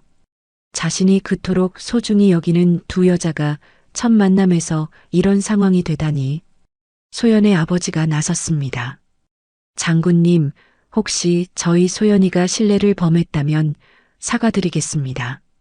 하지만 구체적으로 무엇 때문인지 말씀해 주시면. 그는 정중하게 말했지만 정숙은 이미 마음을 굳혔어요. 오늘 오기 전에 교통사고가 있었어요. 뒤에서 받친 사고였는데. 정숙이 말을 시작하자 소연의 얼굴색이 하얗게 변했습니다. 그 사고의 가해자가 바로 여기 앉아있는 소연 씨예요. 방 안이 완전히 조용해졌습니다. 소연의 어머니가 그럴 리가 라고 중얼거렸고 재민은 믿을 수 없다는 표정으로 소연을 바라봤어요. 소연아, 정말이야? 저는 소연이 말을 더듬기 시작했습니다. 그때 소연 씨가 저한테 뭐라고 했는지 아세요? 정숙의 목소리는 더욱 차가워졌어요. 꼰대 아줌마라고 했고 늙은 사람이 운전하면 안 된다고 했죠. 그런 사람이 어떻게 제 며느리가 될 수 있나요? 소연이 급하게 변명을 시작했습니다. 어머님, 그건 제가 그때 너무 놀라서 그런 거예요. 사고가 나니까 당황해서. 평상시 제 성격이 아니에요. 하지만 소연의 목소리에는 확신이 없었어요. 재민이 소연을 보며 물었습니다. 소연아, 정말 그런 말을 했어? 재민아, 나는 정말. 소연이 재민의 손을 잡으려 했지만 재민은 그 손을 피했어요. 자신의 어머니를 모욕했다는 사실이 믿어지지 않았거든요. 소연의 아버지가 다급하게 나섰습니다. 장군님, 저희 소연이가 실수했습니다. 깊이 사과드리겠어요. 하지만 정숙의 마음은 이미 돌아서 있었어요. 실수라고 하기에는 너무 악질적이었어요. 사과로 해결될 문제가 아닙니다. 소연이 갑자기 눈물을 터뜨렸습니다. 어머님, 제발. 저 정말 그럴 의도가 아니었어요. 재민이를 정말 사랑해요. 하지만 정숙은 그 눈물조차 연기로 보였습니다. 진짜 눈물이라면 아까 사고 현장에서 사과했어야 했거든요. 재민이 괴로워하며 말했습니다. 어머니, 소연이가 잘못했으니까 사과하잖아요. 한 번만 용서해 주세요. 하지만 정숙은 고개를 저었어요. 재민아, 결혼은 단순히 두 사람만의 문제가 아니야. 가족 간의 예의와 인격이 바탕이 되어야 해. 소연이 다시 애원했습니다. 어머님, 제가 어떻게 해야 용서받을 수 있을까요? 정말 반성하고 있어요. 하지만 정숙의 마음은 이미 굳어져 있었습니다. 첫 만남부터 이런 식이면 앞으로는 어떻겠어요? 재민아, 엄마는 먼저 가겠다. 내가 판단해. 정숙이 일어서자 재민이 급하게 뒤따라왔습니다. 어머니, 그냥 가시면 안 돼요. 다시 생각해 보세요. 내 생각은 이미 끝났어. 그런 인격의 사람과는 가족이 될 수 없다. 한정식 집을 나서며 정숙은 뒤돌아보지 않았습니다. 재민의 부르는 소리가 들렸지만 걸음을 멈추지 않았어요. 마음이 아팠지만 이것이 옳은 선택이라고 확신했거든요. 차를 몰고 집으로 향하는 길, 정숙의 머릿속은 복잡했습니다. 내가 너무 성급했나? 하지만 첫 인상에서 저런 모습을 보였는데 아들을 생각하면 마음이 아팠지만 그렇다고 잘못된 선택을 용인할 수는 없었어요. 집에 도착해서도 정숙은 한동안 차 안에 앉아 있었습니다. 오늘 있었던 일들이 꿈만 같았거든요. 아침에 설레는 마음으로 나섰는데 이런 결과가 될 줄이야. 재민이가 얼마나 상처받았을까. 그때 휴대폰이 울렸습니다. 재민이었어요. 어머니. 목소리가 무거웠습니다. 재민아, 엄마 마음을 이해해줘. 그런 사람과는 정말 가족이 될 수 없어. 하지만 어머니, 소연이도 사과했잖아요. 진심 어린 사과였다고 생각해? 재민은 한동안 말이 없었습니다. 사실 그도 소연의 그런 모습을 본 적이 없어서 당황스러웠거든요. 어머니, 시간을 좀 주세요. 소연이와 다시 얘기해 볼게요. 재민아, 내가 판단해. 하지만 엄마 생각은 변하지 않을 거야. 통화를 끊고 정숙은 깊은 한숨을 내쉬었습니다. 아들의 행복을 방해하는 것 같아 마음이 무거웠지만 그래도 이것이 옳은 일이라고 생각했어요. 진짜 인격은 위기 상황에서 드러나는 법이니까요. 약혼식이 파토난 지 일주일이 지났습니다. 정숙은 평소처럼 업무에 집중하려 했지만 마음 한편이 계속 무거웠어요. 재민과는 그 후로 제대로 된 대화를 나누지 못했거든요. 아들이 보낸 몇 번의 문자에도 바쁘니까 나중에 얘기하자 고만 답했을 뿐이었습니다. 그런데 이상한 일이 생기기 시작했어요.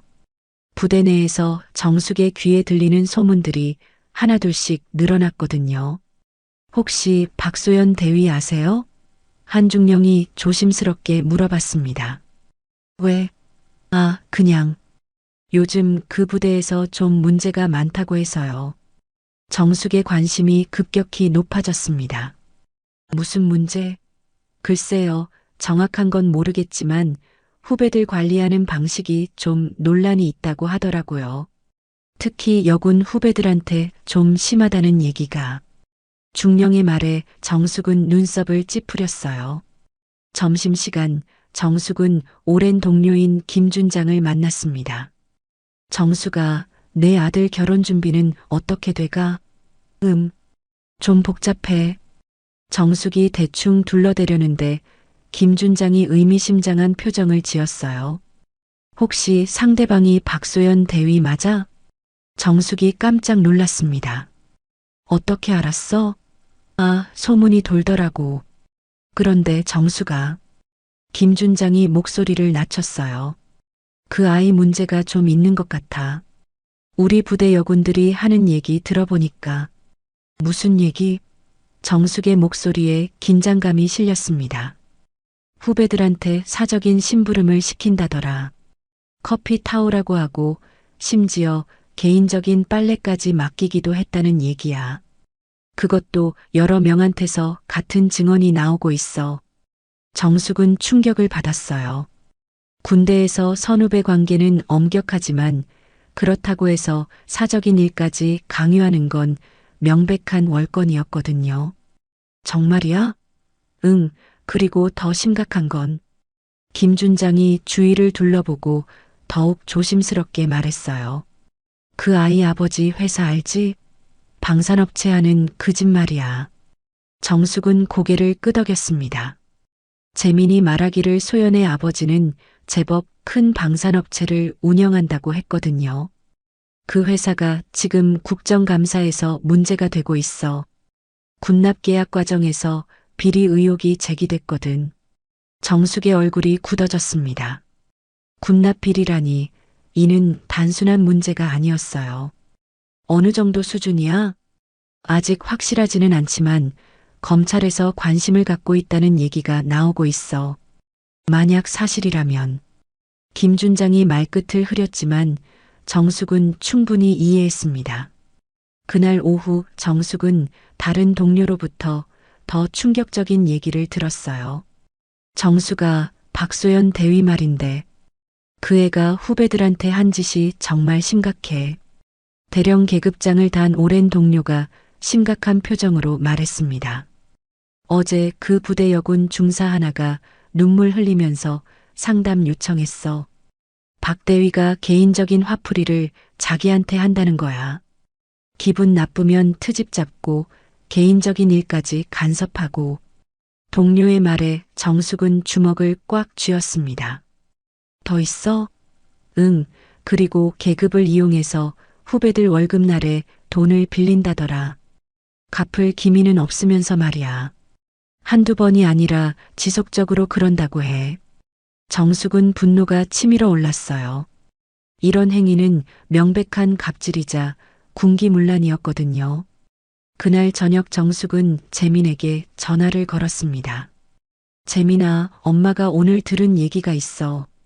어머니, 또 소연이 얘기해요? 재민의 목소리에는 피로감이 묻어 있었어요. 응, 중요한 얘기야. 정숙은 오늘 들은 모든 얘기를 재민에게 전했습니다. 후배들에 대한 갑질, 사적인 심부름 강요, 돈을 빌리고 갚지 않는 일들까지. 하지만 재민의 반응은 예상과 달랐어요. 어머니, 그런 건 다 소문일 뿐이에요. 확실한 증거도 없으면서. 재민아, 여러 사람한테서 같은 증언이 나온다는 건 어머니는 왜 자꾸 소연이를 나쁘게 보려고만 하세요? 처음 만났을 때부터 편견을 갖고 계신 것 같아요. 재민의 말에 정숙은 당황했습니다. 아들이 자신을 의심하고 있다는 게 믿어지지 않았거든요. 그리고 어머니, 소연이 아버지 회사 얘기도 아직 확실하지 않은 거잖아요. 소문만으로 사람을 판단하시면 안 되죠. 재민의 목소리는 점점 단호해졌어요. 저는 소연이를 믿어요. 그 사람의 진짜 모습을 어머니보다 제가 더 잘 아니까요. 정숙은 말문이 막혔습니다. 아들이 이렇게까지 소연을 감싸고 돌 줄은 몰랐거든요. 재민아, 어머니, 죄송하지만 저는 소연이와 결혼할 거예요. 어머니가 반대하셔도요. 재민의 말에 정숙은 가슴이 찢어지는 것 같았어요. 통화를 끊고 정숙은 한동안 멍하니 앉아 있었습니다. 이런 상황은 처음이었어요. 평생 자신을 믿고 따라주던 아들이 처음으로 자신에게 등을 돌린 거니까요. 내가 잘못 생각한 건가? 정말 편견을 갖고 있는 건가? 하지만 다음날 더 충격적인 소식이 들려왔습니다. 소연의 아버지가 운영하는 방산업체에 국정감사관들이 들이닥쳤다는 거예요. 이번엔 정말 큰일 날 것 같다는 소문이 군 전체에 퍼지기 시작했습니다. 정숙은 이제 확신했어요. 자신의 직감이 틀리지 않았다는 걸. 하지만 재민을 어떻게 설득해야 할지 막막했습니다. 사랑의 눈이 먼 아들에게 아무리 말해도 소용없을 것 같았거든요. 그리고 며칠 후 정말 믿을 수 없는 일이 벌어졌습니다. 소연의 아버지 회사가 검찰 수사를 받게 된 거예요. 탈세와 불법 로비 의혹까지 제기되면서 언론에도 대대적으로 보도됐습니다. 특보입니다. 방산업체 대응산업 박 회장 긴급 체포. 뉴스 속보가 정숙의 집무실 텔레비전 화면을 가득 채웠습니다. 정숙은 서류에서 눈을 떼고 화면을 응시했어요. 박 회장, 바로 소연의 아버지였거든요. 군납 계약 과정에서 수십억 원 규모의 뒷돈을 건넨 혐의로 검찰이 구속영장을 신청했습니다. 정숙의 휴대폰이 요란하게 울렸습니다. 재민이었어요. 어머니. 목소리가 완전히 꺾여 있었습니다. 뉴스 봤니? 네. 어머니, 정말 죄송해요. 제가 틀렸습니다. 재민의 목소리에서 눈물이 섞인 게 느껴졌어요. 하지만 더 충격적인 소식은 따로 있었습니다. 그날 오후 정숙의 집무실로 한 통의 내부 보고서가 올라왔거든요. 장군님, 박소연 대위 관련 징계위원회 개최건입니다. 부관이 조심스럽게 서류를 건넸어요. 보고서를 펼쳐본 정숙은 경악했습니다. 소연에 대한 후배들의 진술서가 빼곡히 적혀 있었거든요. 박소연 대위는 개인적인 기분에 따라 후배들을 괴롭혔습니다. 특히 이등병 김미영에게는 내가 뭘 안다고 의견을 내느냐며 모든 동료 앞에서 모욕을 줬습니다. 상급자의 권한을 남용해 후배들로 하여금 개인 심부름을 하도록 강요했습니다. 커피 심부름은 물론이고 개인 옷까지 세탁, 심지어 데이트 상대와 만날 식당 예약까지 시켰습니다. 정숙은 읽으면서 손이 떨렸어요. 이런 행위는 명백한 직권 남용이었거든요. 더 심각한 내용도 있었습니다. 하사 이수진 증언에 따르면 박소연 대위는 월급날마다 급하게 돈이 필요하다며 10만 원에서 50만 원까지 돈을 빌렸으나 한 번도 갚지 않았습니다. 거절하면 선후배 사이에 이런 것도 안 도와주느냐며 압박했다고 합니다. 정숙은 서류를 덮고 눈을 감았어요. 자신의 직감이 맞았다는 게 전혀 기쁘지 않았거든요. 오히려 재민이 얼마나 상처받을지 걱정됐습니다. 그 순간 휴대폰이 울렸어요. 낯선 번호였지만 받아봤습니다. 여보세요? 장군님, 저는 소연이 부대의 이수진 하사입니다. 떨리는 목소리였어요. 네, 무슨 일이세요?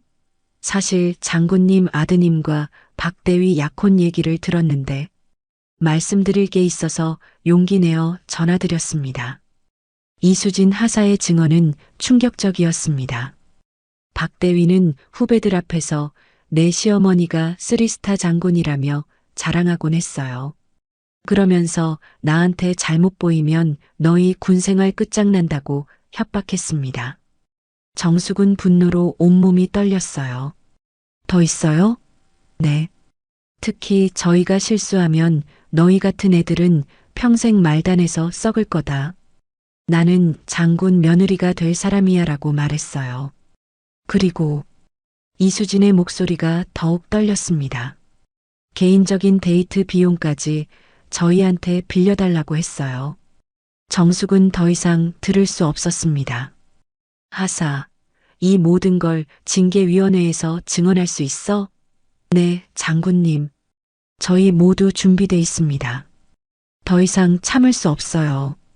이수진의 목소리에는 분명한 의지가 담겨 있었어요. 통화를 끊고 정숙은 창밖을 바라봤습니다. 서울 시내가 내려다 보이는 높은 곳에서 내려다본 도시는 평온해 보였지만 정숙의 마음은 폭풍우가 몰아치고 있었어요. 재민이는 이 모든 걸 알고 있을까? 설마 모르고 있는 건 아니겠지? 그 순간 집무실 문이 열렸습니다. 장군님, 박소연 대위가 면담 요청을 했습니다. 부관의 말에 정숙은 놀랐어요. 언제? 지금 밖에서 기다리고 있습니다. 급한 일이라고 하는데요. 들여보내. 정숙은 마음을 단단히 먹었습니다. 소연이 어떤 말을 하러 왔든 분명히 해둬야 할 것들이 있었거든요. 문이 열리고 소연이 들어왔는데 그 모습이 약혼식 때와는 완전히 달랐어요. 화장기 없는 얼굴에 수척해 보였거든요. 장군님. 소연의 목소리가 떨렸습니다. 앉아요. 정숙의 목소리는 차가웠어요. 말해보세요. 무슨 일로 왔는지. 장군님, 제가 잘못했습니다. 소연이 고개를 숙이며 말했어요. 뭘 잘못했다는 거죠? 정숙은 소연의 눈을 똑바로 바라봤습니다. 그날, 약혼식 전에 있었던 일 말이에요. 제가 너무 흥분해서 정말 죄송합니다. 하지만 소연의 사과에는 진정성이 없어 보였어요. 그것만이에요? 정숙의 날카로운 질문에 소연이 당황했습니다. 네, 부대에서 후배들한테 한 일들 말이에요. 사적인 심부름, 돈 빌리기, 모욕적인 언행. 정숙이 하나씩 나열하자 소연의 얼굴이 창백해졌어요. 그건 오해예요. 후배들이 과장해서. 과장이라고요? 정숙의 목소리에 분노가 섞였습니다. 여러 명이 같은 증언을 하는데 그게 과장이라고 생각해요? 소연은 더 이상 변명할 말이 없었어요. 그리고 당신 아버지 회사 일은 어떻게 설명할 건가요? 정숙의 마지막 질문에 소연은 완전히 무너져 내렸습니다. 장군님, 제발, 재민이와의 결혼만은 안 됩니다. 정숙의 대답은 단호했어요. 당신 같은 사람이 제 며느리가 될 수는 없어요. 군인으로서의 품격도 없고 인간으로서의 기본도 안 돼 있어요. 정숙의 말에 소연은 눈물을 흘렸지만 그 눈물마저 진짜인지 의심스러웠어요. 소연이 나간 후 정숙은 깊은 한숨을 내쉬었습니다. 이제 재민에게 모든 걸 말해야 했어요. 아들이 아무리 상처받더라도 진실을 알려줘야 했거든요. 그래야 더 큰 불행을 막을 수 있으니까요. 그날 밤 정숙은 재민을 집으로 불렀습니다. 재민아, 엄마가 오늘 들은 얘기들이 있어. 정말 심각한 내용이야. 재민은 시큰둥한 표정이었지만 정숙은 포기하지 않았어요. 아들의 미래가 걸린 문제였거든요. 징계위원회에 회부됐어. 여러 후배들이 증언에 나섰고 증거도 충분해. 정숙의 말에 재민의 표정이 조금씩 변하기 시작했습니다. 정말이에요? 응, 그리고 소연이가 오늘 나한테 직접 와서 잘못했다고 인정했어. 재민은 한동안 말이 없었습니다. 그리고는 고개를 떨구며 중얼거렸어요. 제가 정말 바보였네요. 어머니 말씀이 맞았어요. 정숙은 아들을 꼭 안아주며 말했습니다. 괜찮아. 아직 늦지 않았어. 하지만 이건 시작에 불과했습니다. 며칠 후 더 큰 폭탄이 터질 예정이었거든요. 며칠 후 정숙은 출근길에 라디오 뉴스를 듣다가 깜짝 놀랐습니다. 대흥산업 박 회장 일가, 수백억 원 규모 탈세 혐의 추가 발각. 강남 일대 고급 부동산도 차명으로 취득한 것으로 밝혀져 소연네 집안의 몰락이 생각보다 훨씬 심각했던 거예요. 집무실에 도착하자마자 부관이 급하게 뛰어왔습니다. 장군님, 큰일 났습니다. 무슨 일이야? 박소연 대위가 어젯밤 부대에서 큰 사고를 쳤어요. 정숙의 가슴이 철렁 내려앉았습니다. 무슨 일인지 짐작이 갔거든요. 정확히 뭔 일이야? 어젯밤 야간 근무 중에 후배들과 큰 다툼이 있었대요. 박 대위가 술에 취한 채로 부대에 와서 부관의 말에 정숙은 이마를 짚었어요. 군인이 근무 중 음주라니 이건 정말 심각한 문제였거든요. 보고서를 자세히 읽어보니 상황이 더욱 심각했습니다. 박소연 대위는 어젯밤 오후 11시경 음주 상태로 부대에 나타나 당직 근무자들에게 너희들이 나를 고발했지? 내 인생 망쳤다고 좋아하냐? 며 소리를 질렀습니다. 정숙은 한숨을 내쉬었어요. 특히 이수진 하사에게는 내가 징계위원회에서 거짓 증언했다며 목을 조르는 신용까지 했습니다. 다른 당직자들이 말려서 큰 사고는 막았지만 이수진 하사는 극도의 공포감을 느꼈다고 진술했습니다. 정숙은 분노로 주먹을 꽉 쥐었어요. 더 충격적인 내용이 이어졌습니다. 박 대위는 내 약혼자가 소령인데 너희 따위가 감히 나를 건드려? 라며 협박했고 내 시어머니한테 말해서 너희 군생활 끝장내겠다고 위협했습니다. 정숙은 자신의 이름이 이런 식으로 악용된다는 사실에 치를 떨었어요. 바로 그때 재민에게서 전화가 왔습니다. 어머니, 들으셨죠? 목소리가 완전히 절망에 차 있었어요. 응, 방금 보고서 받았어. 어머니, 정말 죄송해요. 제가 소연이를 완전히 잘못 봤어요. 재민의 목소리에서 눈물이 느껴졌습니다. 재민아, 괜찮아. 내가 속은 거야. 정숙은 아들을 위로했지만 사실 마음이 무거웠어요. 이 모든 일이 자신의 가족에게까지 영향을 미칠까봐 걱정됐거든요. 그런데 재민아, 소연이한테서 연락은 안 와? 네, 어젯밤 이후로 전화도 문자도 안 와요. 오후에 더욱 충격적인 소식이 들려왔습니다. 소연의 부대 동료 장교가 정숙에게 직접 전화를 걸어온 거예요. 장군님, 박소연 대위가 오늘 아침에 갑자기 휴가를 내고 사라졌습니다. 사라졌다고? 네, 부대에 연락도 안 되고 집에도 없대요. 그런데 더 문제는 동료 장교의 목소리가 더욱 심각해졌어요. 부대 금고에서 비상금이 없어졌어요. 300만 원 정도인데 박 대위 말고는 열쇠를 가진 사람이 없거든요. 정숙은 믿을 수 없다는 표정을 지었습니다. 이제는 절도까지 저지른 거였어요. 그날 저녁 정숙은 재민과 함께 저녁을 먹었습니다. 아들의 얼굴은 완전히 상심에 빠져 있었어요. 어머니, 제가 정말 바보였어요. 소연이의 진짜 모습을 전혀 못 봤어요. 재민아, 사랑에 눈이 멀면 그럴 수 있어. 누구에게나 있는 일이야. 하지만 어머니는 처음부터 알아보셨잖아요. 그 교통사고 때부터. 재민이 고개를 떨구며 말했어요. 그건 엄마가 나이가 많아서 사람 보는 눈이 조금 더 있었던 거야. 정숙은 아들의 어깨를 두드려 주었습니다. 그때 정숙의 휴대폰이 울렸습니다. 낯선 번호였어요. 여보세요? 장군님, 저는 소연이 어머니입니다. 목소리가 완전히 절망에 차 있었어요. 네, 무슨 일이세요? 소연이가 집에 안 들어와요. 어디 있는지도 모르겠고. 소연 어머니의 울음소리가 들렸습니다. 장군님, 제발 저희 소연이 한 번만 용서해 주세요. 아이가 너무 어려서 실수한 거예요. 하지만 정숙의 마음은 이미 굳어져 있었어요. 어머님, 죄송하지만 이건 단순한 실수가 아니에요. 남의 돈까지 훔치고 도망간 사람을 어떻게 믿으라는 건가요? 정숙의 말에 소연 어머니는 더욱 울부짖었어요. 그런 일까지 했나요? 저희도 몰랐어요. 어머님도 모르셨던 일들이 너무 많았던 것 같네요. 통화를 끊고 정숙은 재민을 바라봤습니다. 재민아, 이제 정말 끝이야. 더 이상 소연이한테 연락하지 마. 네, 어머니. 저도 이제 완전히 정신 차렸어요.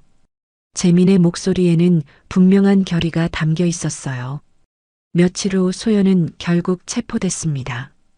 부대 금고 절도 혐의로 말이죠.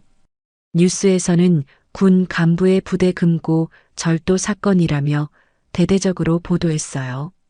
정숙은 뉴스를 보며 착잡한 심정이었습니다. 아버지는 군납비리로 구속, 딸은 절도로 체포. 뉴스 앵커의 목소리가 차갑게 들렸어요. 한때 강남 부잣집으로 잘 나가던 집안이 하루아침에 완전히 몰락한 거였죠. 검찰은 이들 부녀의 추가 범죄 혐의에 대해서도 수사를 확대할 방침이라고 밝혔습니다. 그날 밤 정숙은 정원에 나가 꽃들을 바라보며 생각했습니다. 돈과 권력으로 모든 걸 해결할 수 있다고 생각했겠지. 하지만 결국 진짜 인격이 없으면 모든 게 무너지는구나. 소연네 가족의 몰락을 보면서 정숙은 새삼인품의 중요성을 깨달았어요. 재민도 이제는 완전히 정신을 차린 것 같았습니다. 어머니, 앞으로는 사람을 볼 때 겉모습에 속지 않겠어요. 진짜 중요한 건 내면이라는 걸 배웠어요. 그래, 그게 가장 중요해. 돈이나 지위는 언제든 바뀔 수 있지만 인격은 그 사람의 진짜 모습이니까. 정숙은 이번 일을 통해 자신의 직감이 틀리지 않았다는 걸 확신했어요. 40년 넘게 쌓은 경험과 통찰력이 아들을 큰 불행에서 구해낸 거였죠.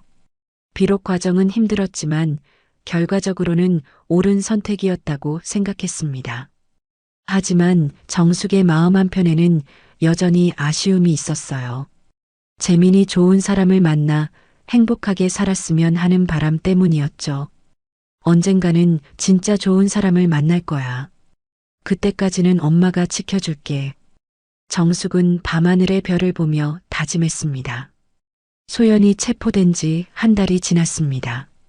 정숙은 이제 모든 것이 끝났다고 생각했지만 운명은 그녀에게 마지막 시험을 준비하고 있었어요. 그날도 평소처럼 부대 시설 점검을 위해 여러 부서를 돌고 있었는데 갑자기 부관이 급하게 뛰어왔습니다.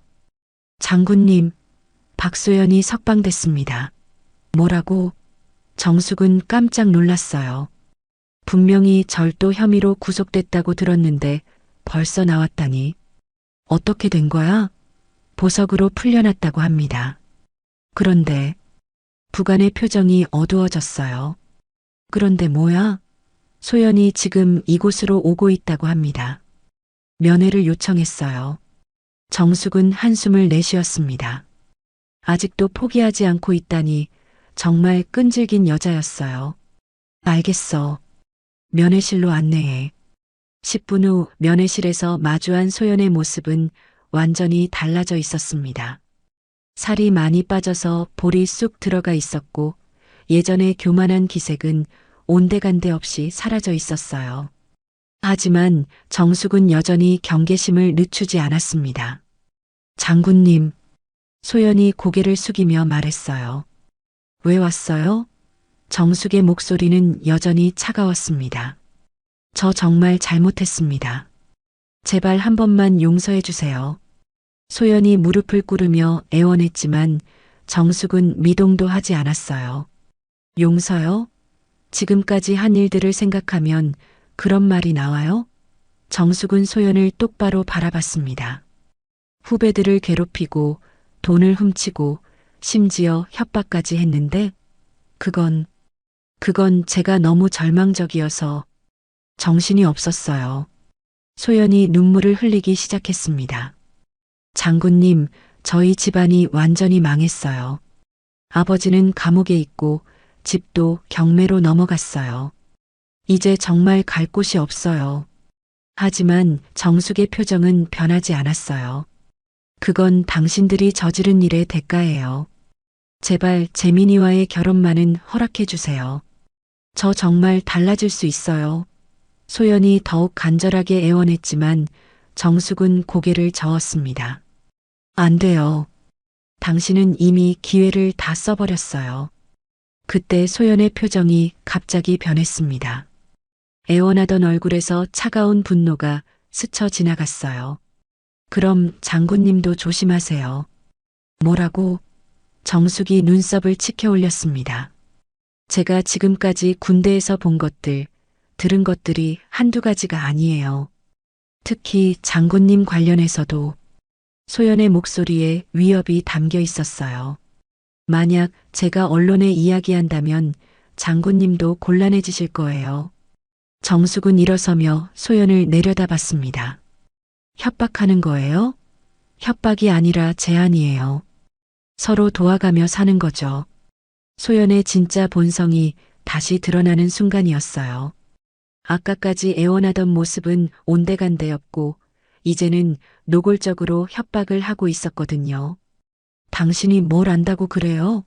정숙의 목소리에 위험이 실렸습니다. 제가 40년 넘게 군 생활하면서 한 번이라도 부정한 일을 했다고 생각해요? 그건 소연이 말을 더듬기 시작했어요. 당신이 절도범이라는 건 이미 다 밝혀진 사실이에요. 하지만 나는 평생 떳떳하게 살아왔어요. 정숙의 말에 소연의 얼굴이 창백해졌습니다. 그런 사람이 무슨 협박을 한다는 거예요? 소연은 이제 완전히 궁지에 몰렸다는 걸 깨달았어요. 장군님, 그럼 정말 기회가 없는 건가요? 없어요. 앞으로 내 아들에게도 우리 가족에게도 접근하지 마세요. 정숙의 말은 단호했습니다. 만약 다시 한 번이라도 우리를 괴롭힌다면 그때는 정말 가만두지 않을 거예요. 정숙의 눈빛이 차갑게 변했어요. 당신이 군인이었다면 위아래를 구분할 줄 알아야 했는데 그것도 못하고 있으니 더 이상 할 말이 없네요. 소연은 결국 울면서 일어났습니다. 후회하실 거예요. 저를 이렇게 대한 거 후회하게 해드릴 거예요. 하지만 그 말은 오히려 공허하게 들렸어요. 이미 모든 것을 잃은 상태에서 할 수 있는 건 별로 없었거든요. 그래요, 해보세요. 하지만 거짓으로는 진실을 이길 수 없어요. 정숙은 담담하게 말했습니다. 그리고 기억하세요. 진짜 품격이라는 건 어려울 때 나오는 거예요. 당신은 어려워지자마자 본성을 드러냈죠. 소연이 나간 후 정숙은 창밖을 바라봤습니다. 저 멀리 한강이 보였어요. 평생 흘러가며 많은 것들을 씻어내는 강물처럼 이 모든 일들도 시간이 지나면 잊혀질 거라고 생각했습니다. 하지만 배운 교훈만은 영원히 기억에 남을 거예요. 그날 저녁 재민과 통화했을 때 정숙은 오늘 있었던 일을 말하지 않았습니다. 아들이 또다시 상처받을 필요는 없었거든요. 어머니, 요즘 마음이 많이 편해졌어요. 소연이라는 악몽에서 깨어난 기분이에요. 그래, 다행이야. 이제 정말 좋은 사람 만날 수 있을 거야. 정숙은 아들을 격려했습니다. 어머니 덕분이에요. 어머니가 막아주지 않았다면 저는 정말 큰일 날 뻔했어요. 엄마는 항상 내 편이야, 재민아. 그날 밤 정숙은 일기를 썼습니다. 오늘 소연을 마지막으로 만났다. 끝까지 변하지 않는 모습을 보니 내 판단이 옳았다는 확신이 선다. 사람의 본성은 쉽게 바뀌지 않는다. 특히 어려울 때 나오는 진짜 모습이 그 사람의 참모습이다. 재민이는 이번 일로 많이 배웠을 것이다. 앞으로는 더 신중하게 사람을 선택할 것이고 겉모습에 속지 않을 것이다. 이것만으로도 이 고생이 헛되지 않았다. 정숙은 만족스러운 미소를 지으며 일기를 덮었습니다. 소연과의 마지막 대면이 있은 지 6개월이 지났습니다. 가을이 깊어가는 어느 날 정숙은 평소보다 일찍 집에 돌아와 정원의 국화를 바라보고 있었어요. 올해 핀 꽃들이 유난히 아름다웠습니다. 시련을 겪고 난 후의 평온함이 이렇게 소중할 줄 몰랐거든요. 그때 현관벨이 울렸습니다. 재민이었어요. 그런데 오늘 아들의 표정이 평소와 달랐습니다. 수줍은 듯 하면서도 설레는 기색이 역력했거든요. 어머니, 안녕하세요. 응, 들어와. 무슨 좋은 일 있어? 정숙은 직감적으로 알았어요. 아들에게 새로운 소식이 있다는 걸. 어머니, 사실 제가 요즘 만나는 사람이 있어요. 재민의 말에 정숙은 미소를 지었습니다. 정말이야? 어떤 분인데? 이름은 김은지고 같은 부대 의무장교예요. 의사 출신이고. 재민이 말하는 동안 정숙은 아들의 얼굴을 유심히 관찰했어요. 이번에는 달랐습니다. 소연을 말할 때의 그 허영심 가득한 표정이 아니라 진정으로 한 사람을 아끼는 따뜻한 미소였거든요. 성격은 어떤 편이야? 정말 따뜻하고 성실해요. 환자들을 대하는 모습을 보면 진심으로 사람을 배려한다는 게 느껴져요. 재민은 계속해서 은지에 대해 이야기했습니다. 그리고 무엇보다 허세가 전혀 없어요. 의사라는 직업을 자랑하거나 내세우지도 않고 그냥 자연스럽게 자신의 일을 해나가는 모습이 정말 멋있어요. 정숙은 고개를 끄덕거렸습니다. 이번엔 정말 좋은 사람을 만난 것 같았어요. 언제 만나볼 수 있을까? 정숙의 질문에 재민이 밝게 웃었습니다. 다음 주말에 시간 되시면 소개해드리고 싶어요. 이번엔 정말 어머니께서 마음에 들어 하실 거라고 확신해요. 그래, 기대하고 있을게. 일주일 후 정숙은 조용한 카페에서 은지를 만났습니다. 첫인상부터 달랐어요. 화려한 차림새 대신 단정하고 소박한 옷차림이었고 인사할 때도 과하지 않으면서도 정중했습니다. 안녕하세요, 장군님. 재민이에게 정말 많이 들었습니다. 은지와 대화를 나누면서 정숙은 점점 마음이 놓였어요. 허영이나 자랑 섞인 말은 전혀 없었고 오히려 제가 아직 부족한 점이 많아서 재민이한테 배울 것이 많다고 겸손하게 말했거든요. 의사 일은 어때요? 힘들죠? 네, 하지만 환자분들이 건강해지시는 모습을 보면 보람을 느껴요. 무엇보다 은지가 정숙에게 어머니의 군 생활에 대해 진심 어린 존경을 표할 때 그 눈빛이 진짜였다는 걸 알 수 있었어요. 여성으로서 장군까지 되신 것이 정말 대단하다고 생각해요. 저도 의사로서 본받고 싶은 점이 많습니다. 카페를 나서며 정숙은 재민에게 말했습니다.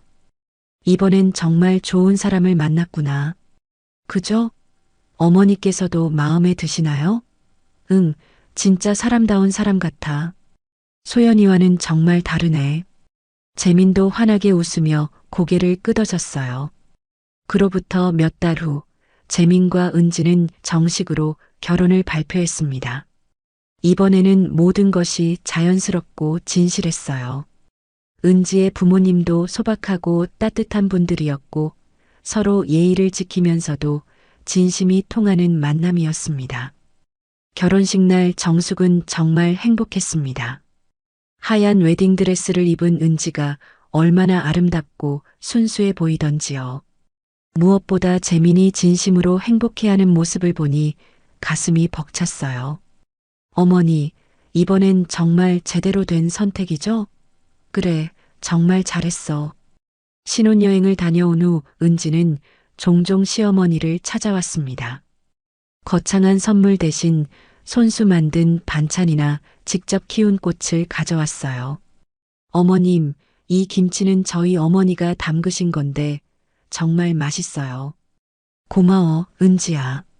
내가 이런 마음 써주니까 정말 고맙다. 어느 날 은지는 정숙과 함께 정원 가꾸기를 도와주었습니다. 어머님, 이 장미 정말 예뻐요. 어떻게 이렇게 잘 키우세요? 응, 정성스럽게 물 주고 가지치기 해주면 이렇게 예쁘게 펴. 두 사람은 함께 꽃을 돌보며 자연스럽게 대화를 나눴어요. 은지야, 재민이는 어떤가? 정말 좋은 사람이에요. 저를 항상 배려해주고 무엇보다 어머님을 정말 사랑하고 존경한다는 게 느껴져요. 은지의 말에 정숙은 따뜻한 미소를 지었습니다. 며느리가 시어머니를 이해하고 남편을 존중한다니 이보다 좋을 수 없었거든요. 몇 달 후 더 기쁜 소식이 들려왔습니다. 은지가 임신한 거예요. 어머님, 저희가 아이를 가졌어요. 재민이 전화로 기쁨을 감추지 못하며 말했을 때 정숙은 정말 행복했습니다.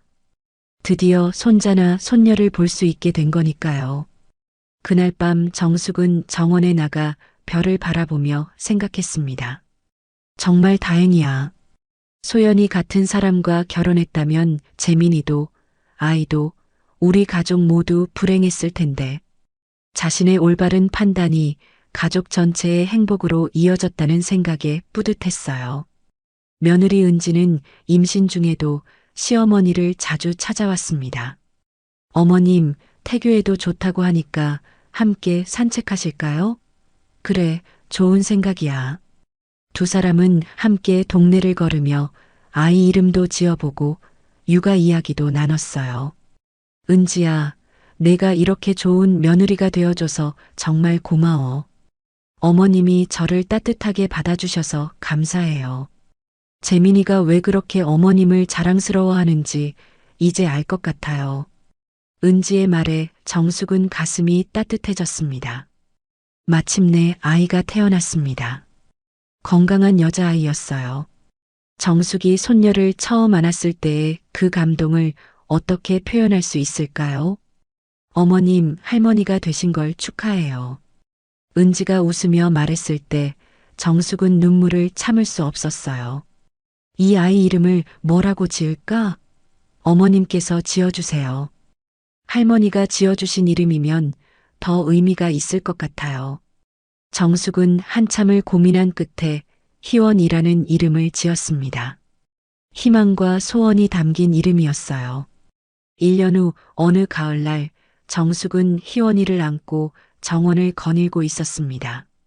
아이는 할머니 품에서 천사처럼 잠들어 있었어요.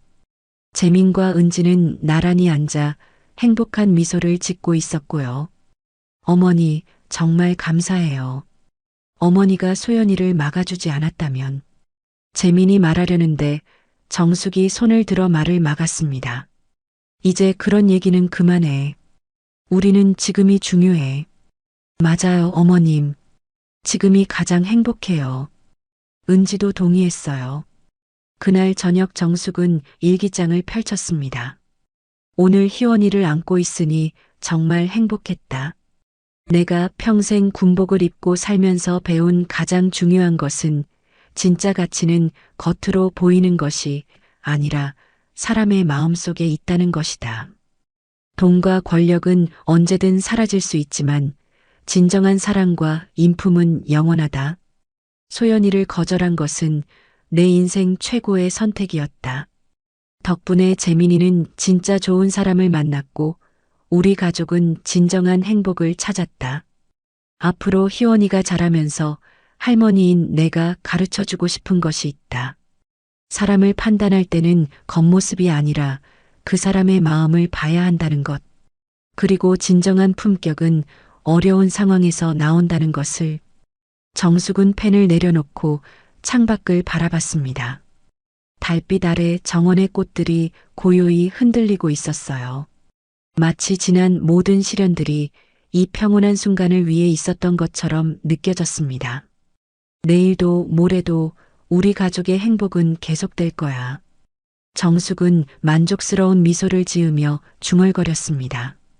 봄의 새싹이 피어나듯 진정한 행복이 그들의 삶에 뿌리내리고 있었거든요. 오늘도 함께 해주셔서 감사합니다.